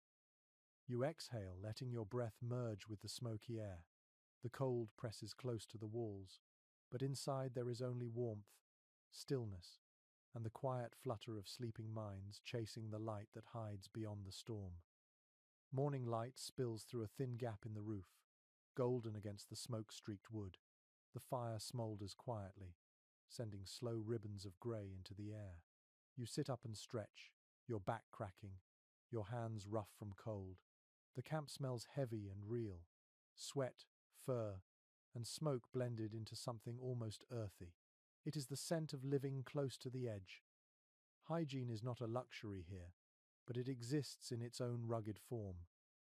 You watch a man lift a bundle of dried herbs from a pouch, toss it onto the coals, and fan the smoke around the tent. The air fills with an aroma of sage and heather, sharp enough to sting your nose. He is not trying to scent the room for pleasure, he is fumigating it. The Vikings called this a smoke bath. Excavations at medieval farmsteads in Iceland and Norway have revealed layers of soot and ash in spaces that were clearly not hearths. Some historians believe these corners were used specifically for smoke cleansing, a method of driving away lice and bacteria, long before anyone understood the word infection. It was both sanitation and ritual. The smoke curled around them like protection. Curiously, residue analysis of burned herbs from one site identified juniper and wormwood, both natural insect repellents. You picture it now, a thin haze of fragrant smoke weaving between the sleeping men, settling into their clothes, pushing back the invisible hunger of vermin. Nearby, another man takes a small comb from his belt. It is carved from reindeer antler, its teeth uneven from years of use. He drags it through his beard slowly, each stroke pulling free bits of ice and stray hairs. Every Viking carried one. In fact, combs appear more frequently in grave goods than weapons, which says something about what mattered to them. A later chronicler, writing about Norse settlers in the British Isles, remarked that the locals found them fastidious in grooming and believed it made them unnervingly attractive. You smile at that thought, imagining a camp full of rugged warriors combing their hair before battle or bed. Cleanliness was power too, a way of separating civilization from savagery. You move closer to the fire, letting the smoke brush against your clothes. It clings instantly, settling into the fabric, masking the smell of sweat. Some researchers suggest that the layers of smoke and soot actually preserved clothing, forming a natural barrier against damp and decay. To modern eyes, it looks filthy. To theirs, it was armor of a different kind. One of the women stirs a pot filled with melted snow and ashes. She dips a cloth into it and begins scrubbing a wool tunic, her motions strong and practiced. The mixture, she explains, contains lye from the ashes, a primitive soap that lifts grease from the fabric. The smell is pungent, but strangely clean. When she wrings the cloth out, steam rises from it, twisting into the air like pale silk. A small boy crouches nearby, tossing bits of dried moss into the coals and watching them flare. He laughs when the sparks jump. His mother scolds him gently and wipes his nose with a scrap of linen. The gesture feels timeless, the same as any parent calming a restless child before sleep. You realize that hygiene here is not just about the body, it is about routine, about control in a world ruled by chaos. Folklore from the northern coasts speaks of cleansing fires, believed to chase away spirits that carried sickness. Whether superstition or instinct, it worked. The heat sterilized the air, the smoke smothered parasites, and the habit became ritual. Modern scientists have even found that juniper smoke contains compounds that kill airborne bacteria. The old wisdom had teeth after all. You take the comb when it's offered to you, the handle smooth and warm from another hand. As you pull it through your hair, the static crackles and bits of frost fall to the floor. It feels almost luxurious, this simple act of order. You catch your reflection in a small bronze mirror lying on a fur-covered chest. The image is dim, blurred, but you see your own tired face looking back. The mirror was not vanity either. It was reassurance that you still existed, still human, beneath layers of dirt and cold. One of the older men begins to hum an old tune as he tends the smoke. It sounds like a lullaby wrapped in sadness. The camp quiets, listening. The smell of sage deepens, filling the lungs. For a moment, the space feels holy, the kind of holiness that has nothing to do with temples and everything to do with staying alive. Later, as the smoke clears, the tent feels lighter. The air tastes cleaner. Someone jokes that even the fleas have frozen by now. Laughter follows, low and tired but genuine. You realize that humor is another form of hygiene here, washing the mind the way smoke cleans the air. The woman hangs the clean tunic on a line near the fire. Drops of water fall from it, sizzling as they hit the coals. Steam rises, carrying the smell of wool and ash. It is oddly comforting. You breathe in deeply, letting it fill your chest. Outside, the snow keeps falling, soft as dust. Inside, there is warmth, order, and a strange kind of purity. The smoke curls one last time before fading into the dark, leaving behind only the faint memory of herbs and the quiet satisfaction of another small victory over winter. Outside, the world is deep in silence. Snow has muffled every sound, so even the creak of a tree or the distant cry of a raven feels far away. Inside the camp, life continues quietly. You close your eyes for a moment and simply listen. It is astonishing how alive the stillness is. The camp does not sleep entirely. It breathes, hums, murmurs in its own slow rhythm. The soundscape of a Viking winter night is its own kind of music. Nearest to you is the steady crackle of fire, the soft collapse of wood giving way to ash. The flame pops now and then, sending up a spark that dances against the hide walls. You can hear breathing too, a dozen men shifting in their sleep, some snoring lightly, others silent as stones. The layered breathing fills the space like the ocean tide, rising and falling with the same ancient patience. Beyond the tent, the wind slides through the pine forest. It makes a low, mournful sound that might be mistaken for singing if you didn't know better. The branches sway and creak, whispering to one another. Occasionally, you hear the dull thud of snow slipping from a bough and landing on frozen ground. The sound is soft yet powerful, like the slow punctuation of the night. A scholar who once studied the acoustics of reconstructed longhouses noticed that the shape of the interior amplified low tones and muffled sharp ones. The result was an environment filled with a deep, calming resonance. Perhaps that explains the stillness you feel now. Even when people speak softly, their voices blend into the room rather than cutting through it. It is as though the very architecture invites rest. There are smaller sounds too, so subtle they could be lost in daylight. The sigh of leather stretching as a warrior turns in his sleep, the faint jingle of a metal clasp brushing against wood, the slow drip of melted snow from the roof beams. Each sound marks time differently, not by clocks but by living rhythms. A fragment from an old saga describes a man lying awake at night in a camp, much like this one, listening to the talk of fire and frost. The phrase fits perfectly.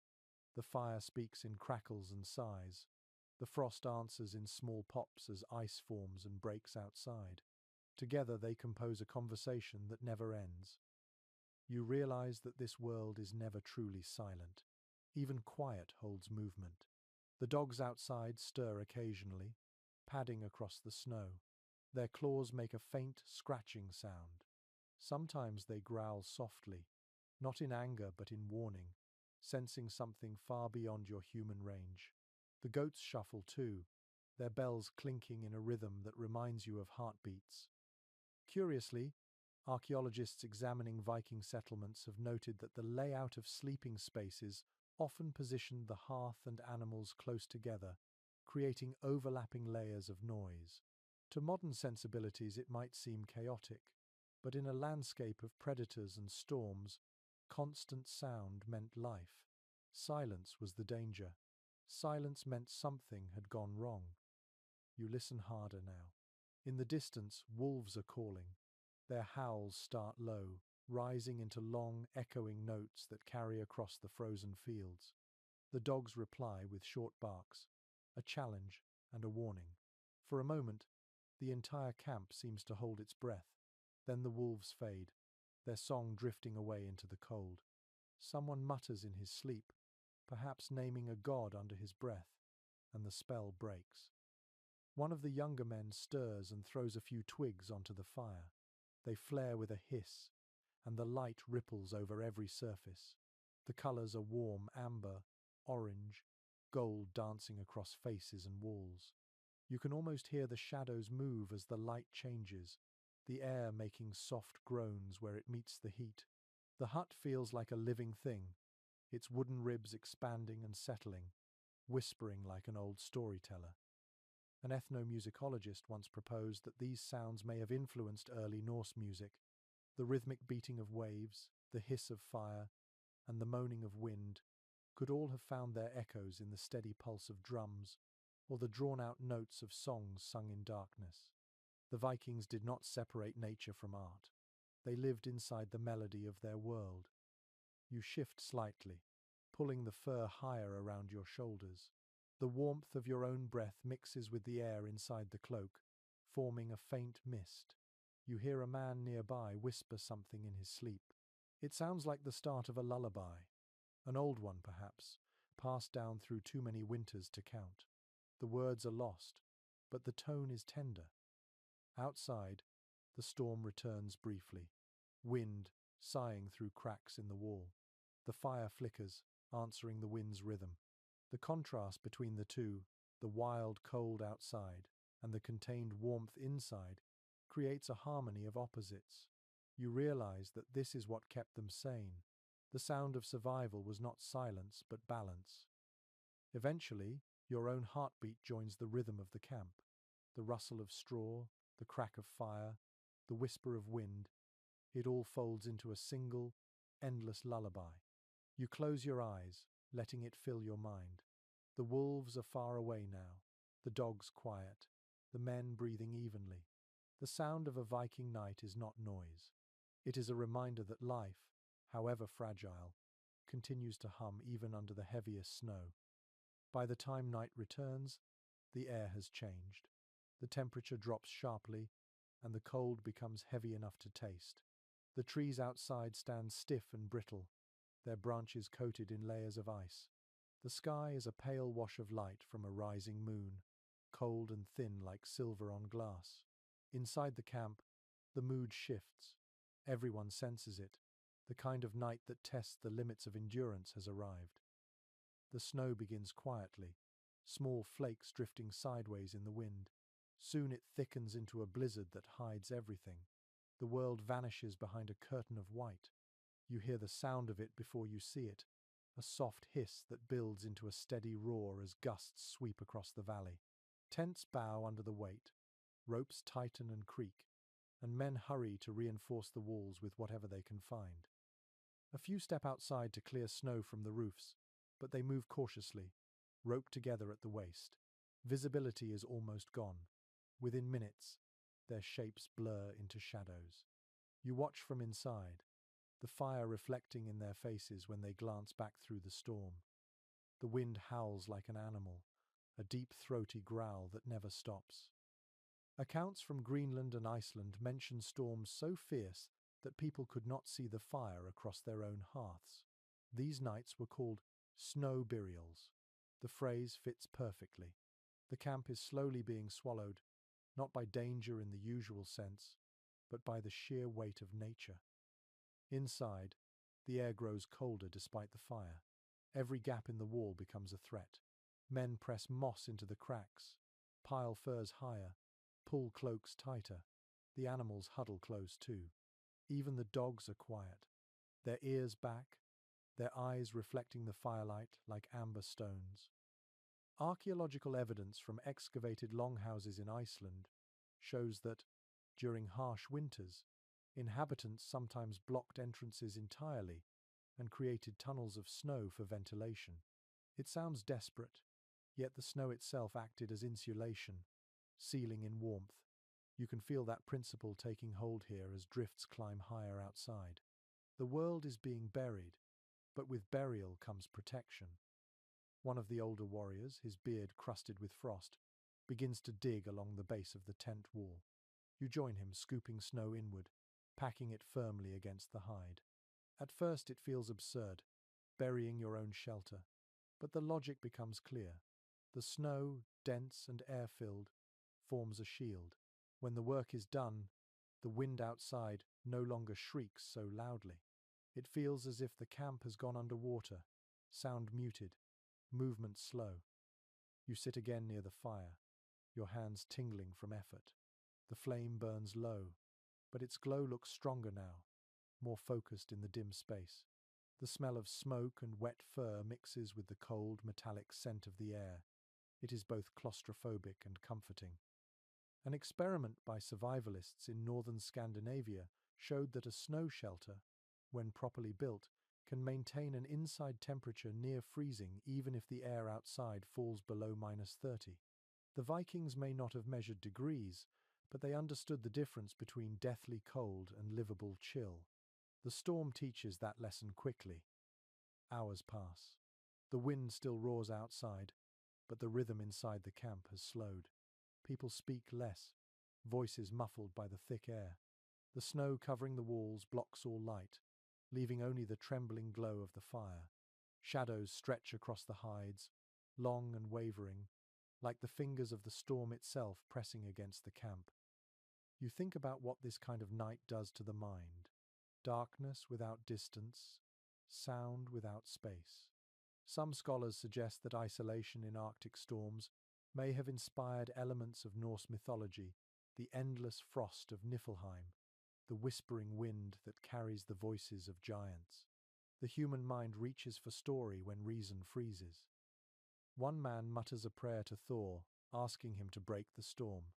Another laughs softly, saying Thor is busy wrestling with Jotun winds. The laughter helps. It breaks the tension. Soon others join in, telling small jokes, swapping memories of summers and feasts. The warmth of speech becomes a second fire, flickering in the dark. A strange peace follows. The snow presses harder against the walls, but the camp holds steady. The roof bows slightly, and frost crystals form on the beams, glittering faintly in the firelight. You can hear melting drops falling onto the ash with tiny hisses. It feels almost alive, as if the shelter itself is breathing. Later, when you crawl beneath your cloak, the space feels close, thick with shared air. You can sense the presence of others without seeing them. Their breathing forms a steady rhythm, joined by the faint crackle of the hearth and the sigh of the storm above. You know that outside, the world is lost under white. Inside, there is only warmth and patience. You close your eyes and imagine the snow settling over the camp like a blanket. The storm's voice softens to a whisper. In the stillness, the earth itself seems to hum quietly, the same tune that has carried countless lives through winters like this one. You understand then that surviving the cold is not defiance. It is surrender to its rhythm, learning to breathe with it until dawn. The blizzard finally weakens as dawn begins to grey the horizon. The camp looks buried, only faint shapes of roofs and poles visible under the mounds of snow. Inside, it is still dim and quiet. A few men stir, shaking off furs crusted with frost. Someone laughs softly when a goat sneezes near the door. The night has passed, but the cold still lingers like an unwelcome spirit. As you move through the half-light, you notice how the women have already begun to work. Their movements are calm and practiced, small circles of efficiency amid the slow waking of the camp. One crouches by the hearth, stirring coals until they glow red again. Another brushes snow from the bedding, humming a song so soft it barely rises above her breath. Her voice fills the space with something warmer than fire. The women of these winter camps are not idle companions. They are the hidden strength behind the rhythm of survival. In saga literature, they appear less often than warriors, yet every description carries quiet authority. They mend cloaks, heal wounds, ration food, and keep tempers from breaking in the dark months when men grow restless. Archaeological studies of graves from Viking settlements show tools and medical items buried with women needles, herbs, even small knives for surgery. Their work held the same weight as any blade drawn in battle. You watch one of them, her hands stained from soot, sewing a rip in a fur cloak. Her needle flashes in the firelight. She is humming again, perhaps a lullaby remembered from home. The men nearby listen without comment. They know the sound keeps fear away. It fills the cracks left by silence and wind.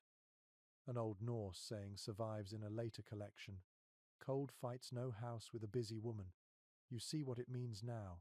She moves constantly, checking walls, shaking snow from hides, feeding scraps to the animals.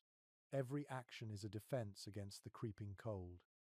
One young woman tends to a man whose hand has blistered from frostbite. She unwraps the cloth carefully, her breath steady. She rubs the wound with animal fat mixed with powdered herbs. The smell is strong, pungent but healing. Historians studying early Scandinavian medicine have found that seal fat and crushed juniper were common treatments for frostburn, both antibacterial and insulating. The knowledge was practical, passed from mother to daughter rather than written in books. Another woman pours broth into wooden bowls. She stirs it with a carved spoon, scraping bits from the bottom to make sure none is wasted. The smell fills the hut, rich with fish and herbs. The men reach for the bowls like children, grateful and silent. You realize that in this frozen world, nourishment is love made visible. A curious find from a Swedish burial mound revealed a woman buried with a ladle and a small iron pot beside her. The archaeologists called her the camp mother.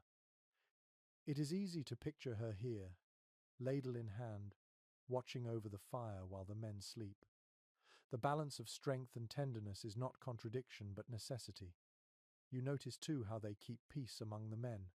When tempers flare from confinement, a word from one of the women is often enough to cool it. Their authority is not loud, but steady.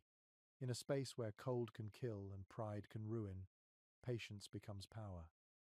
Folklore hints that women carried charms of warmth, tiny pouches filled with feathers or wool tied with red thread.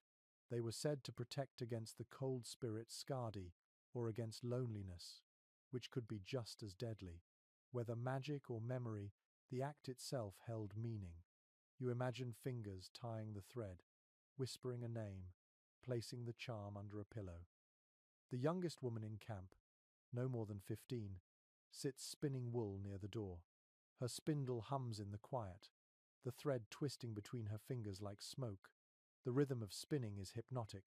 The wool she makes will become mittens, socks, maybe another blanket. Every rotation of the spindle is a small rebellion against the cold. You look around the hut and realize that warmth here is not just measured in fire or fur. It is built from care, from touch, from the soft voices that fill the silence. These women carry the memory of comfort through a season that has almost forgotten it. One of them looks at you and smiles faintly.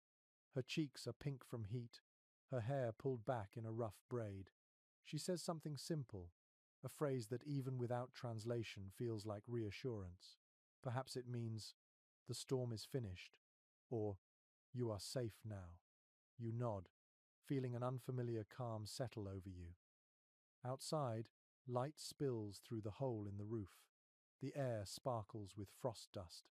The men begin to move again, pulling on boots, checking weapons. Life resumes. But before they step out into the frozen world, each pauses near the hearth where the women stand. A nod, a murmur, a glance, tiny gestures of gratitude that no saga will ever record. You realize that these camps survived not through strength alone, but through tenderness woven into routine. In this world, endurance wears many faces, and the softest among them are often the bravest. The fire flares again, golden and alive. The women keep moving, quiet architects of warmth in a landscape built of ice. The days shorten again, and the horizon disappears beneath a pale haze of snow. The sea is frozen now, an unbroken sheet of white, stretching toward a sky the color of steel. You stand near the edge of camp, staring at the fjord. The ships are trapped in ice, their hulls caught mid-motion, like beasts turned to stone. You can almost hear the echo of summer waves somewhere beneath the frozen surface. When trade routes close, the world contracts. The Vikings called this time fjordlock, the locking of the fjords. It meant months of isolation. No ships came from the south bringing news or salt or mead. No fishermen returned from open water with silver-scaled cod. The sea, once their path to every horizon, had become a wall of silence. Inside the camp, the change is felt immediately. Voices grow quieter. The laughter that once rolled easily around the fire now comes in shorter bursts. Supplies must be counted carefully, each dried fish or loaf of bread rationed to last until spring. You watch as they open a chest and measure out handfuls of grain. The dust of it hangs in the air like gold before vanishing into bowls. Archaeological studies of winter storage pits in Scandinavia reveal an impressive system of preservation. Grain and salted meat were buried in lined holes or kept in sealed barrels packed with snow. The earth itself became a refrigerator. Sometimes the pits froze so hard that axes were needed to break the food free. You imagine the sound of metal striking frozen meat, echoing through the camp like distant bells. The longer isolation lasts, the more the mind begins to wander. The men grow restless. You see them sharpening weapons that have no battle to fight, mending sails they cannot yet use. Their energy needs somewhere to go, so they tell stories. Each evening when the fire is lit, one of them begins, and soon the whole camp is drawn into his voice. A merchant tells of a voyage south to the markets of Hedeby, where silver gleamed like sunlight on water. A farmer recalls green fields in Jutland, warm rain, the sound of bees. They talk not to pass time, but to push back against the shrinking world outside. Stories become fuel when food grows scarce. One detail recorded by travelers in medieval Norway mentions that people in winter would take turns speaking through the night, so no one drifted too deep into despair. They called it vetramal, the winter talk. You hear it happening now. The fire burns low, the light flickering over faces that lean close to listen. Sometimes the talk turns strange. A man swears he saw figures walking across the ice at dusk. Another claims to have heard drums beneath the frozen sea. The others laugh, but quietly. You can tell that they half believe him. The isolation blurs the line between what is real and what the mind invents to fill the void. Some historians have suggested that these long nights of confinement shaped Norse mythology itself. The endless dark of winter may have given birth to the vision of Ragnarok, the final battle when the world freezes and burns at once. When the days blend together and the sky never brightens, it is easy to imagine that the end of the world has already begun. You walk outside for a moment, the cold biting at your face. The sound of the camp fades until you hear only the soft crack of shifting ice. The frozen fjord glitters under the moonlight, smooth and perfect. Somewhere below it, fish still move slowly through the black water. Life persists, unseen. You breathe in deeply. The air so cold, it feels like glass in your chest. Inside, the firelight spills through the cracks of the walls. Shadows move behind it, flickering shapes that could be warriors or ghosts. You remember the stories they told earlier and feel a shiver that has nothing to do with the temperature. The land itself seems alive, listening. Back in the hut, the air feels thick and warm again. Someone is carving a small wooden figure, a charm for luck. He presses a hole through its center and threads it with a strip of wool. He tells you it is a gift to remind himself that spring will come. The gesture is simple, almost childish, but it carries a quiet defiance. Curiously, several Viking graves contain small wooden carvings shaped like people or animals, their faces worn smooth by touch. Archaeologists once thought they were toys, but new interpretations suggest they were tokens of endurance. The frozen months demanded faith, even if it was faith in a small piece of wood. You sit by the fire as another story begins. This one is about a woman who waited through 10 winters for her husband to return from the sea. Each year she placed a stone on the shore for every season he was gone. When he finally came home, the shore had turned into a cairn tall enough to break the wind. The men listen silently. None of them laugh this time.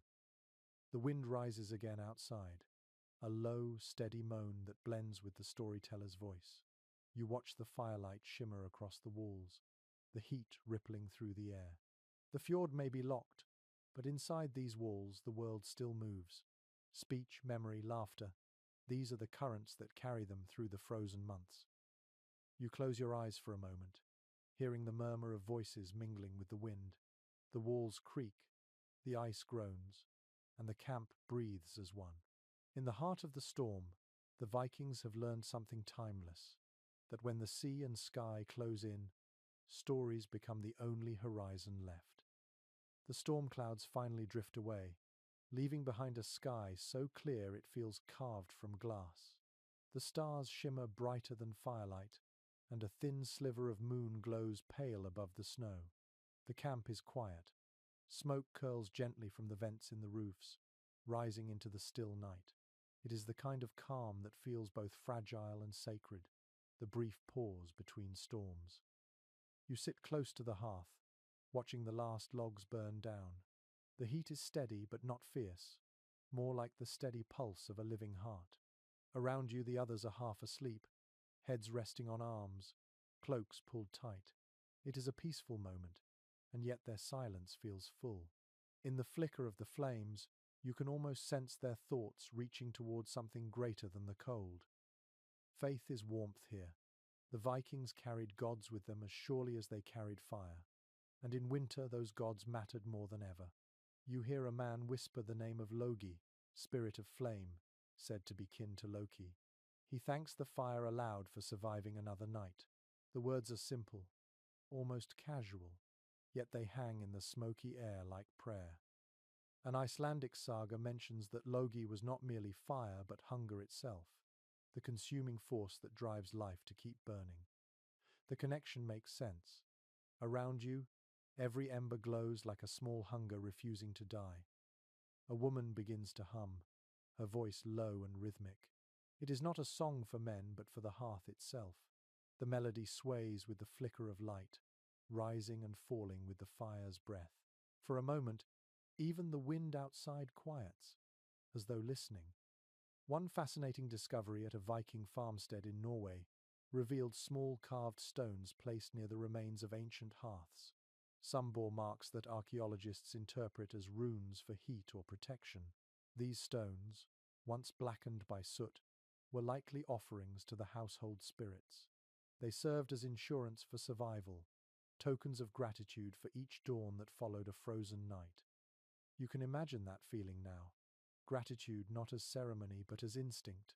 Every breath of warm air, every spark that catches, is a blessing. In the corner of the hut, a man pulls out a small wooden amulet shaped like a flame. He rubs it between his fingers while murmuring softly. He tells you it belonged to his mother, who used to light candles each winter's night and pray to keep the household fire alive. That ritual lives here too, far from her hearth. The fire he tends is her memory made visible. Scholars studying Norse religion often debate how personal faith blended with daily survival. The gods of warmth and home, they argue, may have been less about theology and more about gratitude to natural forces that allowed breath and movement. Whether divine beings or metaphors, they offered something beyond logic, a relationship with the elements themselves. You can see that truth reflected in their gestures, a hand brushing ashes from a log, a whispered word before sleep, the quiet discipline of tending embers until dawn. Each act is small but holy. There are other deities invoked in winter too. Thor for protection from storms, Frigg for the peace of the home, Sol for the promise of returning light. Their stories circulate in the dark like sparks, each one carrying hope. One man recalls how Sol, the sun goddess, drives her chariot across the sky chased by wolves. He smiles faintly and says, "Even she keeps moving." Everyone nods. It is not myth to them, it is philosophy. Keep moving, keep burning. Never let the wolves of cold catch you. The fire pops, sending up a stream of golden sparks. For a moment they seem to hang in the air like stars inside the room. You watch them fade and think how similar they look to the aurora outside, light made from invisible struggle, the sky's own heartbeat. A strange but lovely tradition recorded in later Scandinavian folklore describes families greeting the dawn by feeding the first embers a pinch of salt or grain, thanking them for surviving the night. You can see the echo of that practice here. A woman leans forward, sprinkles something into the coals, and whispers a blessing you cannot quite hear. The flame leaps briefly, then settles again, satisfied. In the corner, someone begins to tell a story about Loki tricking a frost giant into melting his own heart with rage. The laughter that follows sounds warmer than any fire. The tale is old, known by everyone, yet it carries a familiar comfort. Storytelling is prayer too, a way to remind each other that cleverness and courage can outlast the cold. You look around at the faces glowing in the orange light. Some are weary, some thoughtful, but all are alive. You sense that every one of them, in their own way, carries a small flame within. It may flicker, but it does not go out. Outside, the stars shimmer harder, as though drawn closer by the warmth below. The moonlight glints on the frozen roofs, the ice reflecting faint colors like polished metal.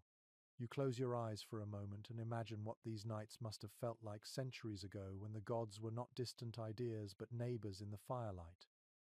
The wind rises again, brushing the tent like a gentle hand. The fire flares and sighs. Inside this fragile circle of light, faith and heat become the same thing, two names for the will to endure.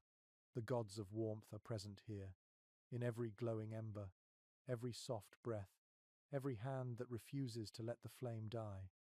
Morning arrives slow and pale, the sun barely lifting above the edge of the world. Frost clings to everything, glittering like powdered glass. You can hear the faint creak of frozen leather as people move through the camp, their breaths forming clouds that linger in the air before drifting upward. The cold is relentless, but the camp feels alive again. From every corner comes the soft rhythm of work, scraping, spinning, stitching. Today, you find yourself drawn to the women sitting near the fire, surrounded by tufts of raw wool. They pull the fibers apart with steady fingers, their gestures patient and sure. The air smells faintly of lanolin, that earthy oil that clings to the fleece. It is a scent of life, of animals and warmth and survival. This is the quiet heart of the Viking economy. Wool. The Vikings may be remembered for steel and ships, but it was wool that kept them alive through the endless winters. Archaeological finds across Scandinavia show traces of looms, spindle whorls, and combs in nearly every household. Textiles were wealth. Without them, no fur cloak or hide tent would have been enough to withstand the cold. A woman hums softly as she spins, her spindle turning like a small star in her hands. The thread gathers around it in fine, even spirals. She is making yarn that will soon become mittens or cloaks, perhaps a sail. Wool was not just for clothing. Thick, felted wool was used for blankets, ropes, and even to insulate the walls of huts. One particularly well-preserved site in Denmark revealed wool fibers packed between planks, proof that the Vikings understood its power to trap heat. A curious finding from Oseberg's famous ship burial included textiles so finely woven that experts believe they were luxury goods traded across Europe. Yet here in the cold, you see the humbler side of that craft, hands working through repetition and memory, not fashion. Each strand is twisted with care, each length of yarn a piece of someone's endurance. A young girl sits beside her mother, helping tease knots from a clump of fleece. Her hands are red from the cold, but her eyes shine with focus. The older woman smiles, correcting her gently, showing her how to twist the fibers tighter. Knowledge passes quietly like this from one pair of hands to another. No books, no words, just the rhythm of creation. Historians studying Norse trade networks have long noted how much wool flowed outward from the north. Sails for ships were woven from it, each massive sheet requiring hundreds of hours of spinning. One sail could use the wool of 50 sheep. The Vikings conquered seas on waves carried by wool, and then came home to wrap themselves in the same substance for sleep. It was both armor and comfort. You watch as one of the women takes a length of finished yarn and begins to knit it into a narrow band. She hums a different tune now, something faster, almost cheerful. The band will become a tie for a cloak or a strap for boots. Small things matter most when the world freezes. Every loop of wool is a promise of warmth yet to come. A curious experiment by modern archaeologists recreating Viking textiles showed that tightly woven wool could resist wind almost as effectively as modern outdoor fabrics. It even remained warm when soaked through, thanks to its natural oils. The Vikings didn't need theory to prove it. They learned from the land, from sheep that survived the same weather that threatened them. You walk to the corner where a man is brushing down a pelt of sheepskin. He holds it up proudly, its surface shining in the light. "Better than gold," he says, half joking, and you realize he might be right. In this world, gold buys pride, but wool buys life. The fire pops suddenly, sending sparks upward. The women laugh and cover their wool, protecting it from stray ash. Laughter like that feels precious here, a reminder that warmth is not only in the body, but in the mood of the room. The hum of their work, the flicker of the fire, the smell of wool and smoke, all of it weaves together into something deeply human. One story preserved in later Icelandic folklore tells of a woman who spun through the night to keep the winter from lasting forever. The gods, moved by her perseverance, granted the dawn one day early. Whether true or not, the story fits perfectly. Spinning is a kind of defiance against darkness. Each turn of the spindle brings a little more light into being.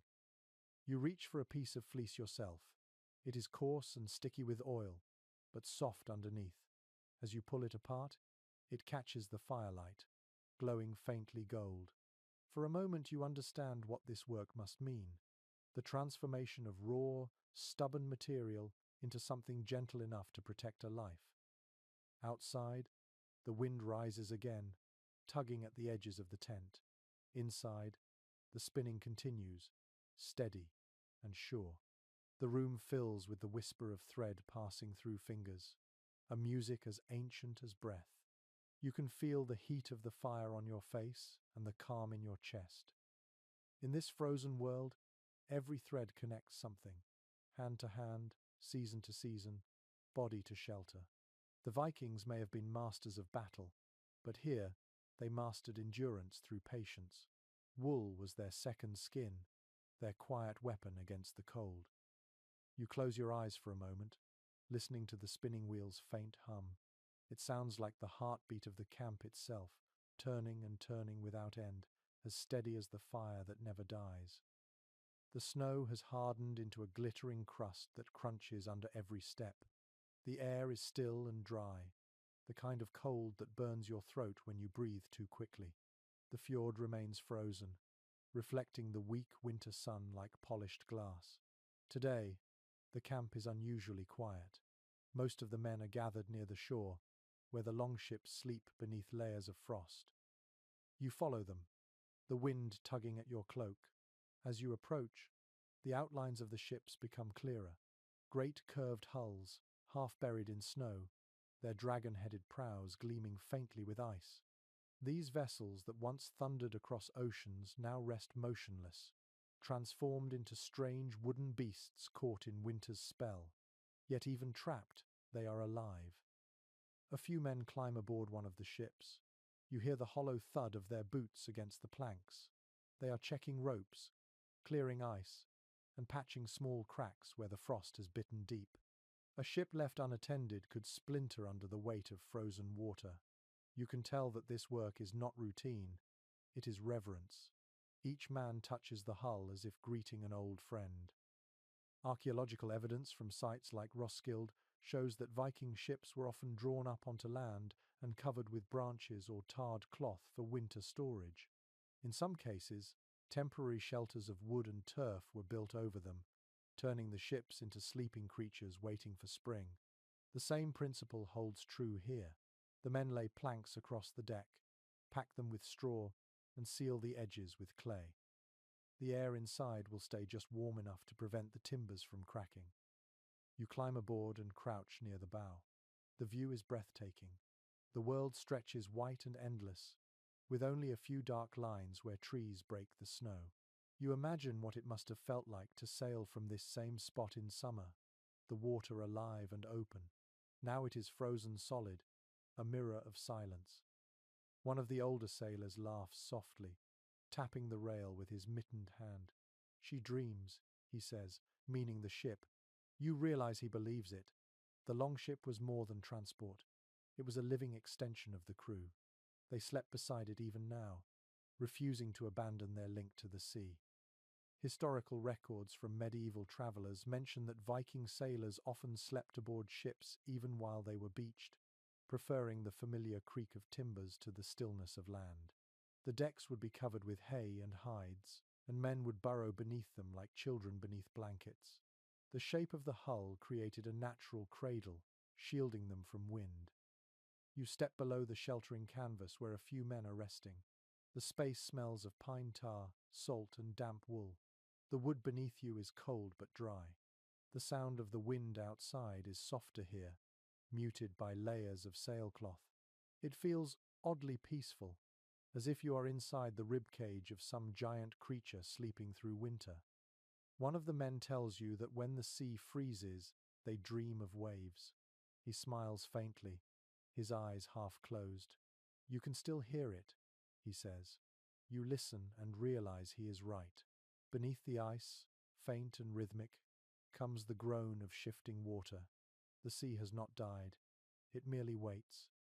Some modern researchers studying Viking seafaring habits have recreated winter voyages, finding that ships left partially frozen in place can still serve as shelters. The curved hull traps heat efficiently, especially when lined with wool or straw. It is both house and memory of travel. You settle into a corner and watch as one man mends a rope with stiff fingers. Another sharpens a small knife by firelight. The sound of scraping metal blends with the faint crackle of the brazier they have brought aboard. They talk quietly about past journeys, about harbours so far south that grass grows even in winter. Each story carries a hint of longing. The oldest sailor begins to recite lines from a poem he learned as a boy. It speaks of ships that never sink, sailing through the sky to carry the souls of the brave. His voice is low, rough as old timber, but the words fill the air with warmth. The others listen in silence, faces flickering in the glow. You realize that for them, the sea is not simply a place, but a promise. A curious artifact recovered from a Viking burial mound in Norway includes a small model ship carved from bone, placed beside the dead. Archaeologists believe it symbolized passage into the afterlife. For these people, ships were bridges between worlds. Even now, as they lie frozen, they hold that meaning. You run your hand along the curved planks, feeling the grain of the wood. Beneath your palm, the surface is cold but smooth, as if the ship remembers the warmth of the Sunday. You think of the journeys these men have taken, of salt spray and wind and waves, and how strange it must feel to be landlocked. Perhaps that is why they sleep here still, to keep the sea close even when it has turned to glass. Outside, the wind rises again, lifting faint trails of snow across the frozen water. The longships stand silent, their shadows stretching long across the ice. The men below deck settle into rest, wrapped in cloaks, the scent of tar and smoke surrounding them. The ship groans softly as the ice shifts, a sound like breathing. You close your eyes and listen. It feels as if the sea itself is dreaming beneath you, whispering through the wood, promising movement again. Spring will come, the ice will break, and when it does, these ships will wake from their long sleep, ready to carry their people back into the living world. The rhythm of life inside the camp is measured now by watches. The storm has eased, but vigilance never sleeps. Someone must always stay awake to feed the fire, check the walls, and listen for the sounds that do not belong. You can hear the crunch of footsteps outside, steady and deliberate. The guards change quietly, exchanging a few whispered words before one slips into the hut and another steps out into the dark. The Vikings divided the night into shifts, each marked by the slow burn of a torch or the turning of the stars. In the sagas, these shifts are called vokur, the wakes. They were both protection and ritual. To stay awake through the frozen hours was not only a duty, but a way to honor the living. The watchers became the thin line between warmth and whatever waited in the dark. You join one of them as he wraps himself in a heavy cloak and steps into the cold. The air outside bites like iron. The snow underfoot crunches with a hollow sound. The moon rides low, pale as bone, throwing long shadows across the camp. The guard moves slowly, the spear in his hand more walking stick than weapon, but his eyes miss nothing. He pauses at each shelter, listening for signs of trouble, the whimper of an animal, the flutter of a loosened flap, the faintest crack of ice. He crouches once to adjust a snowbank that's begun to drift too high against the wall. The air is so cold that every breath sparkles. You realize how lonely this duty must be. Everyone else is sleeping, breathing softly in warmth, while the watcher walks among ghosts. Historical texts suggest that Viking guards rotated every few hours, each taking a turn so that no one fell too deeply into sleep. Some researchers believe these rotations kept discipline alive in the months when idleness could destroy morale. A man who slept too long risked more than frostbite. He risked dulling his instincts. You follow the guard toward the fire pit at the camp's center. It glows faintly, embers shifting like eyes under ash. He pokes at it with a stick, stirring the coals until they flare. revealing traces of smoke curling toward the stars. "It listens," he murmurs, meaning the fire. You nod, understanding that the warmth feels like a companion in the silence. From this spot, the camp looks like a cluster of small hearts beating in the snow. Thin lines of smoke drift from the roofs, catching moonlight as they rise. The sound of snoring, faint and rhythmic, comes from nearby huts. You realize that this pattern, the sleeping, the waking, the guarding, is as much a song as a strategy. An inscription found on a runestone in Sweden mentions men who kept the wake of the hall, a phrase that scholars interpret as both literal and symbolic. To guard the hall was to guard the heart of the community. The watcher's task carried honor equal to that of the warrior. In this silence, you feel the truth of it. The guard stops suddenly. His head tilts toward the forest beyond the camp. The trees are black silhouettes against the snow, swaying gently in the wind. For a moment, you hear nothing.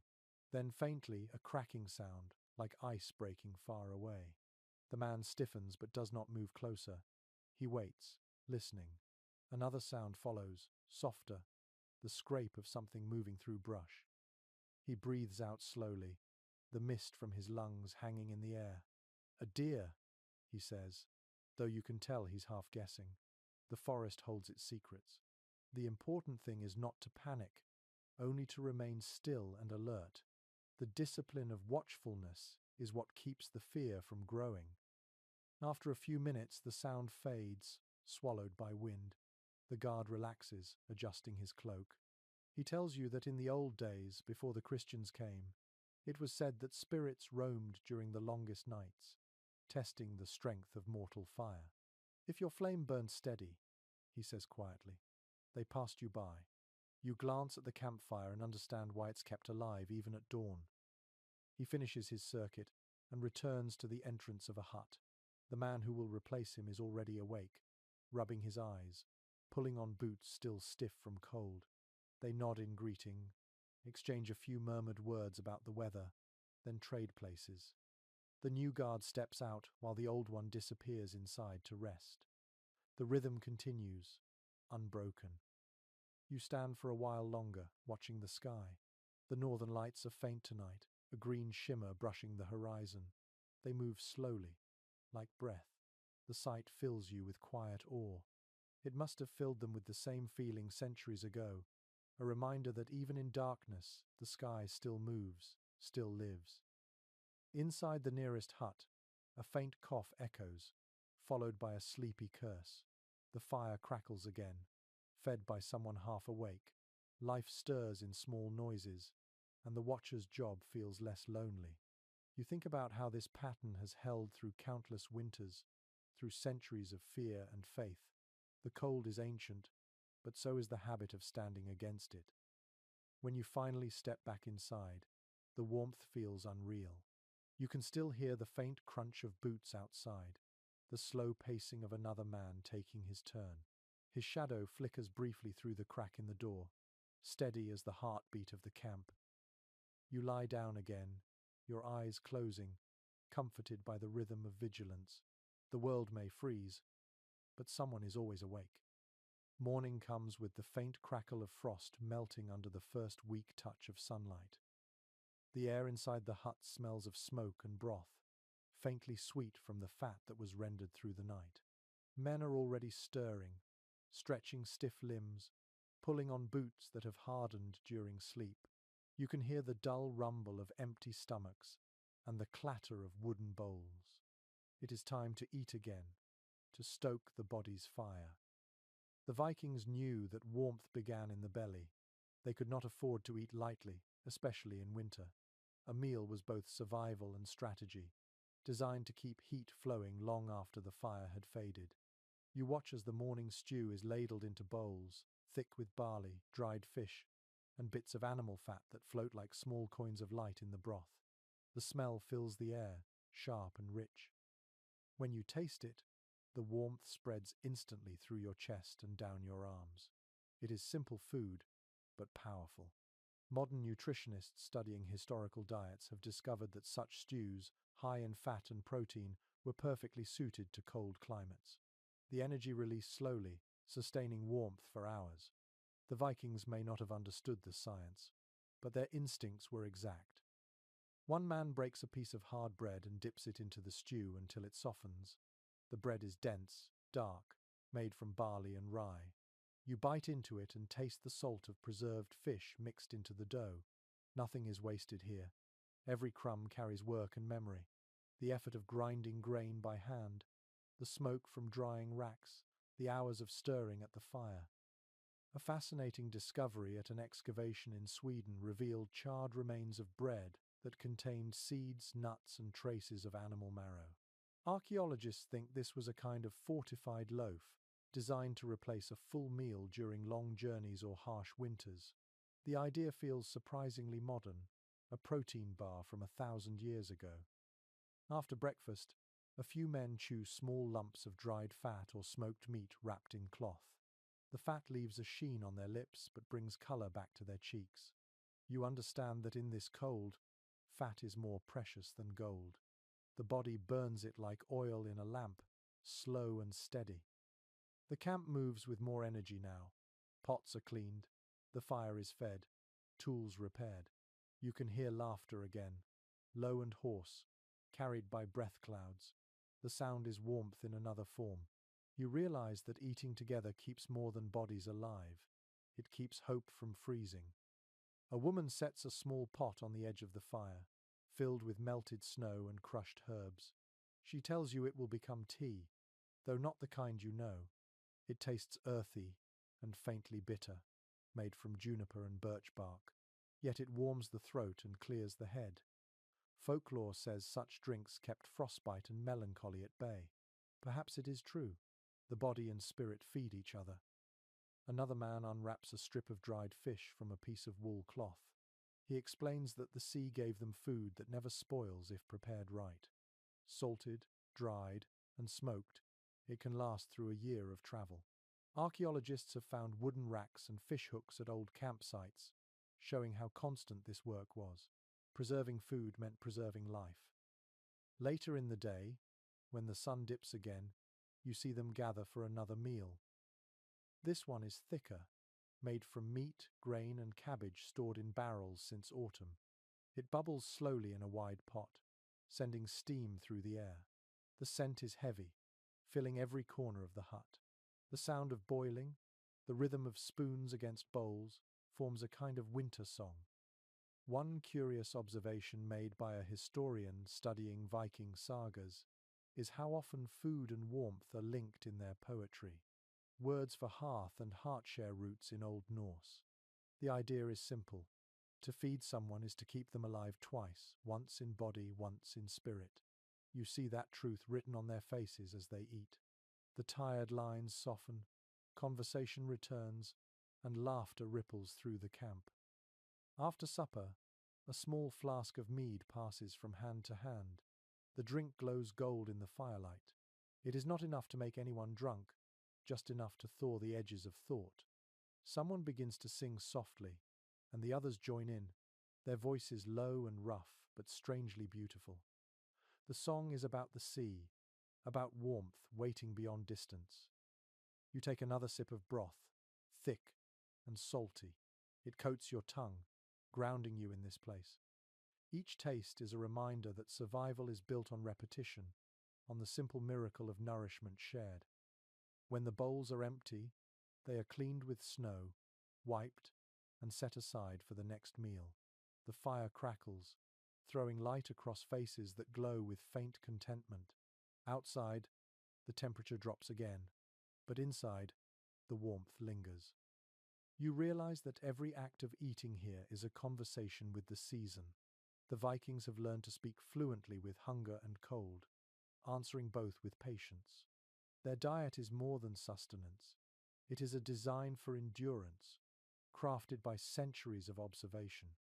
As the men begin to settle for the night, you feel a heaviness in your limbs, not from exhaustion but from satisfaction. The stew sits warmly in your stomach, like a coal that will not go out. You understand now why their nights, though long and frozen, never felt hopeless. Inside, the fires of flesh and spirit burn together, quietly, steadily, until dawn.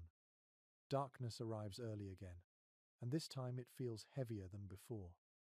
The camp glows with its small fires, pockets of light scattered under the vast black sky. The snow no longer falls, but the air remains still and cold enough to make every sound echo.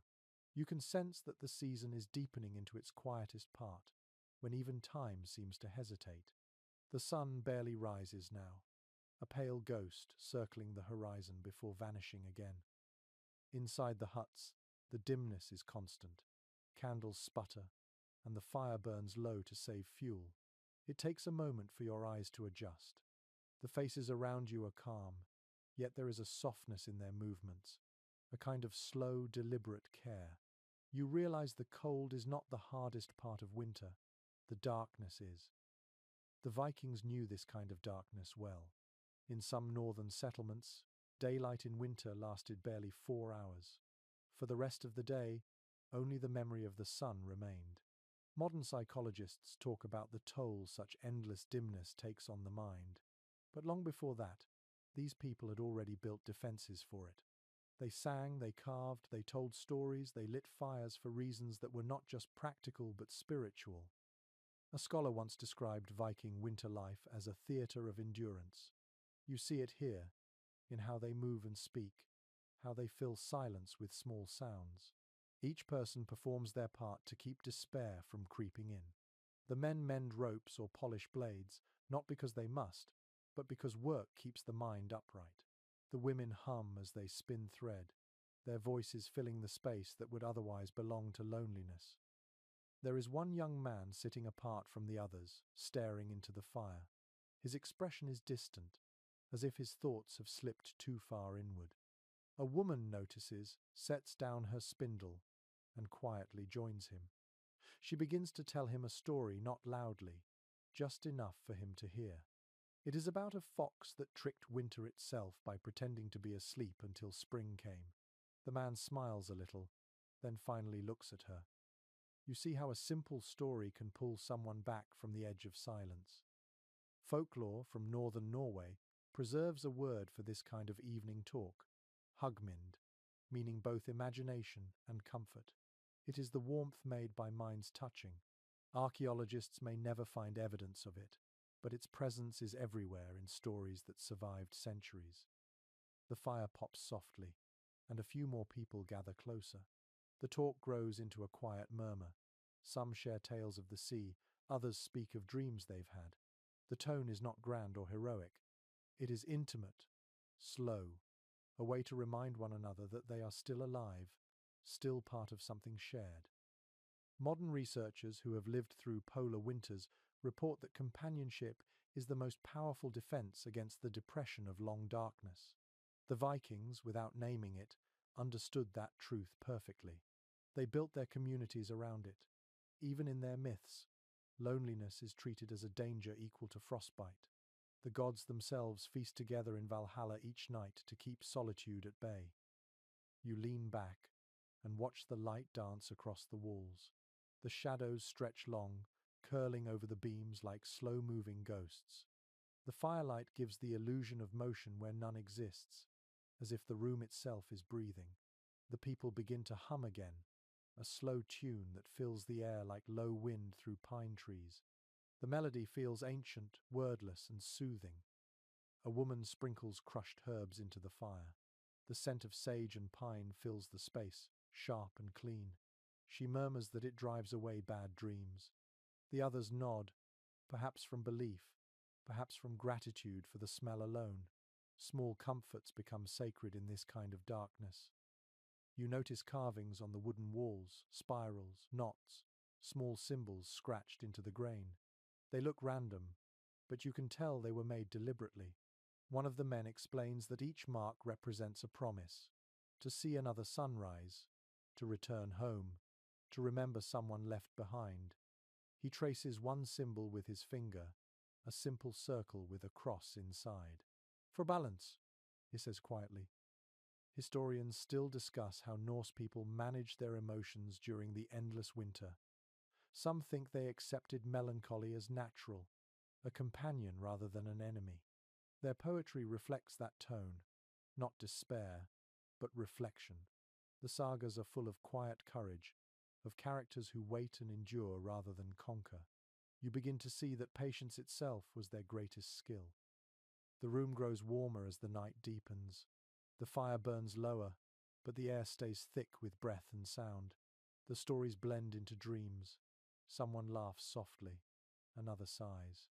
The dogs outside settle, their muffled barks replaced by slow breathing.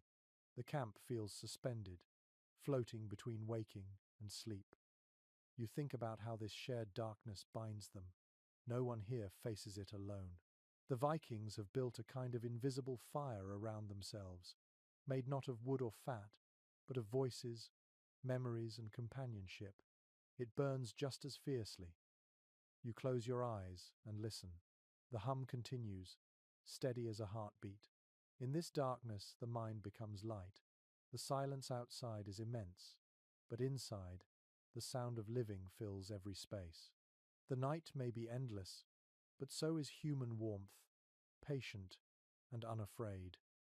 The sun returns faintly the next morning, a pale shimmer that looks more like memory than light. The snow has stopped falling, and the world outside lies quiet under a shell of frost. The camp breathes slowly, its fires burning small but steady. You walk among the huts, listening to the crunch of your boots and the low murmur of people waking. The hardest part of winter has passed, though it does not yet feel like victory. Inside one of the shelters, the smell of smoke is thicker than usual. Someone has been mending a roof hole, sealing it with pitch and wool. The light that seeps through the vent paints the room in soft gold. It falls on sleeping faces, on furs piled high, on objects that speak silently of life here. A comb, a wooden bowl, a whetstone, and beside the fire, a pile of bones neatly arranged. The evidence of existence becomes its own story. Archaeologists have pieced together much of what we know about Viking life from such small remains. A scrap of fabric burned at the edge, a layer of soot on a stone, a fragment of bone blackened by fire. These fragments whisper of the same world you see now, one built from rhythm and endurance. Every object carries a trace of hands that worked not for glory, but for the simple miracle of surviving another night. You kneel beside the fire pit, tracing its rim with your fingers. The stones are smooth from years of heat, darkened with resin and time. Inside lies ash mixed with tiny flakes of bone. In some excavated hearths, archaeologists have found the same mixture.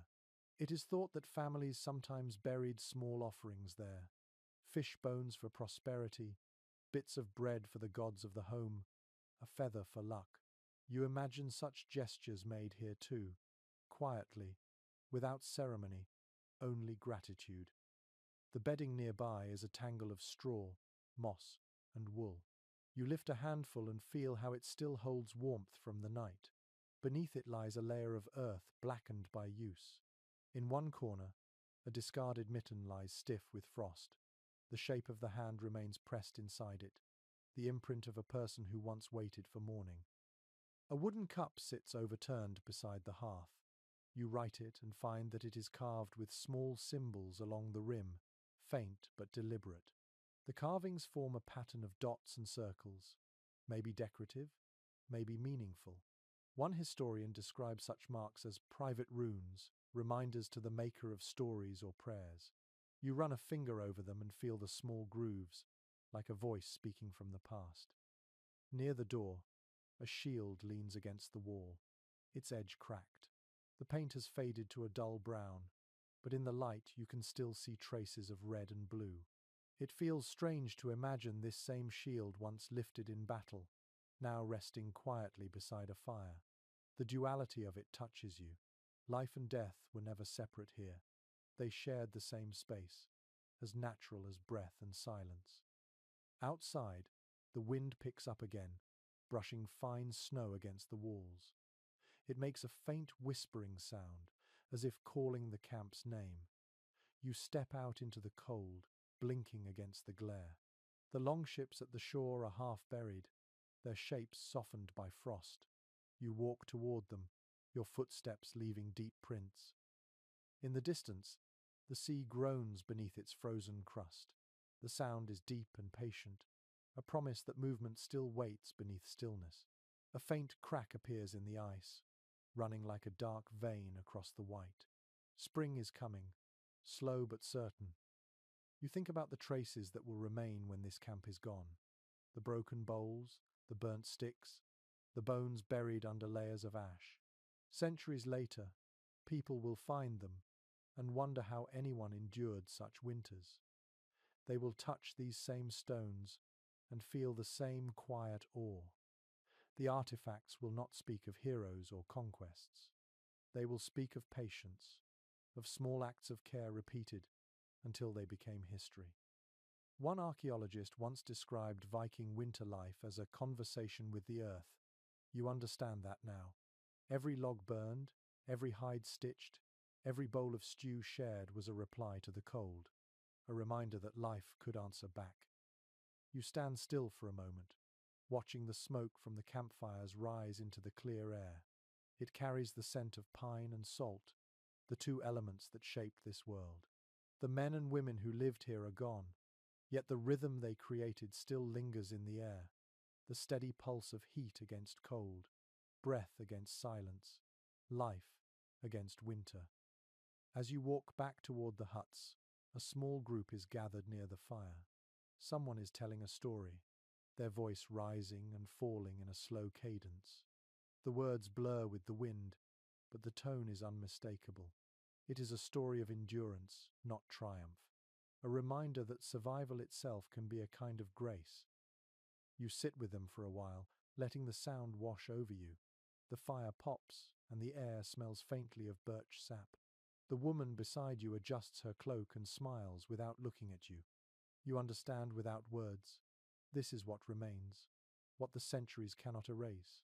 Warmth shared, silence filled with quiet company, the simple faith that morning will come again.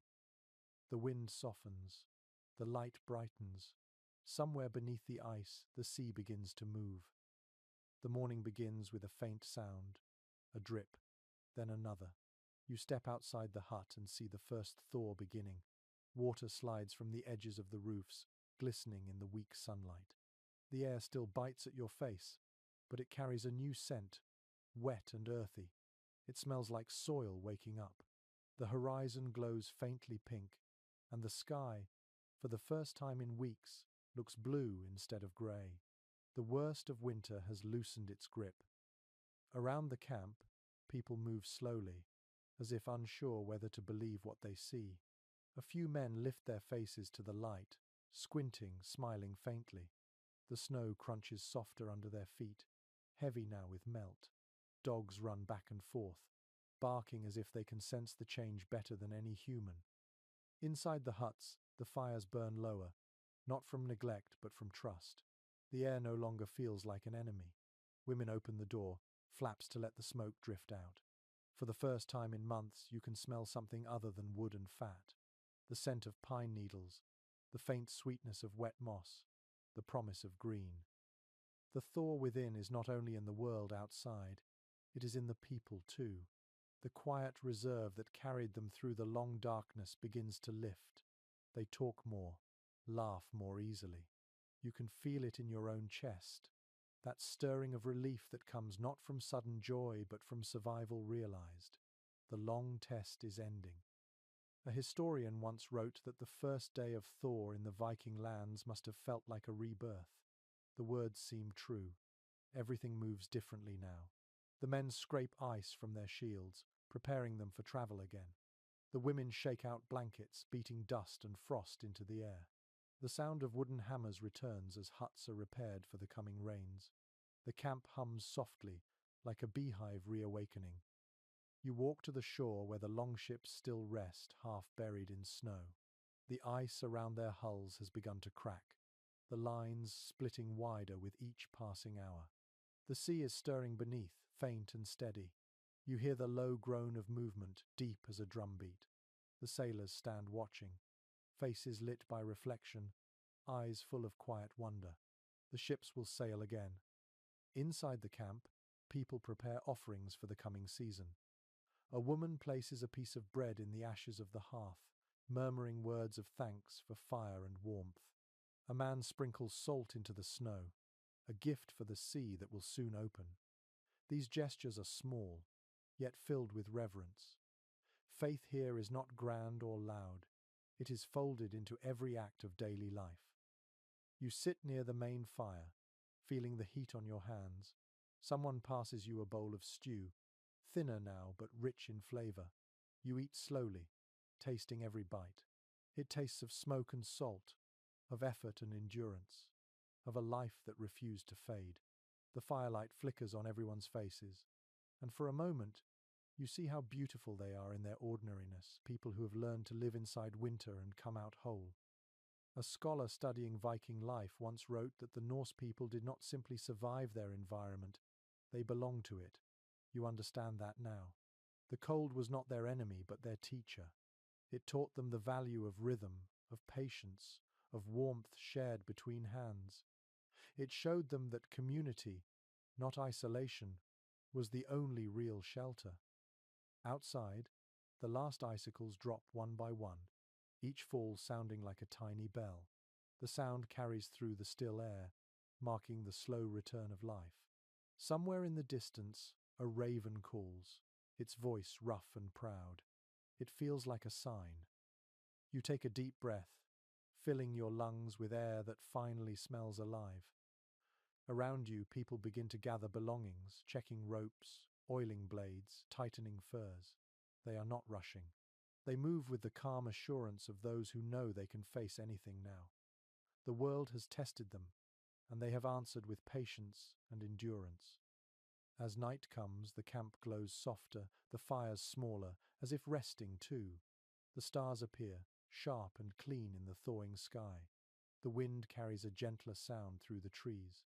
You sit beside the fire one last time, listening to the crackle, watching the red light shift and fade. The voices around you grow quieter. Someone hums an old melody, low and slow. The tune moves through the air like a tide, wrapping the camp in calm. The warmth against your face feels almost tender. You close your eyes and let it sink into you. For the Vikings, winter was never truly conquered. It was endured, respected, and shared. The fires they lit were small, but their light carried across centuries. You can feel it even now, this quiet defiance wrapped in stillness, this faith that life always finds its way through frost. The camp sleeps.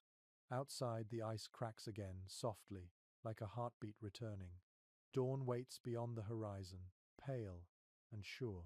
You draw the fur closer, take one last breath of warm air, and let the story drift to its end.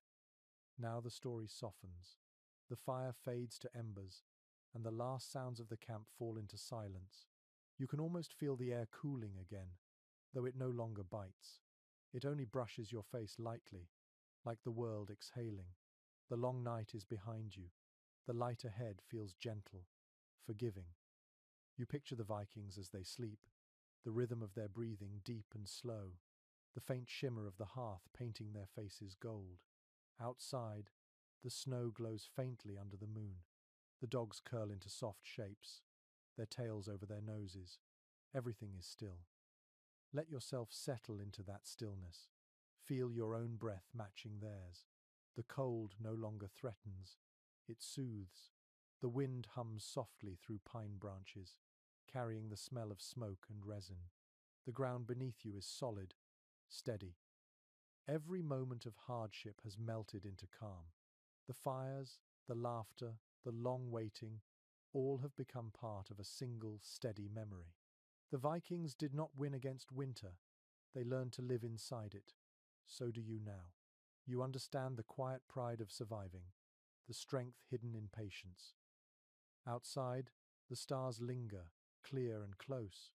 The sea under its broken ice begins to move again, slow and steady, the pulse of the earth returning. The last ember glows, a small orange heart beating in the ashes. You let your eyes close, warmth wrapping around you like fur. The story ends, but the calm remains. Sleep now. The night is gentle, the cold is distant, and dawn waits quietly, ready to arrive when you are.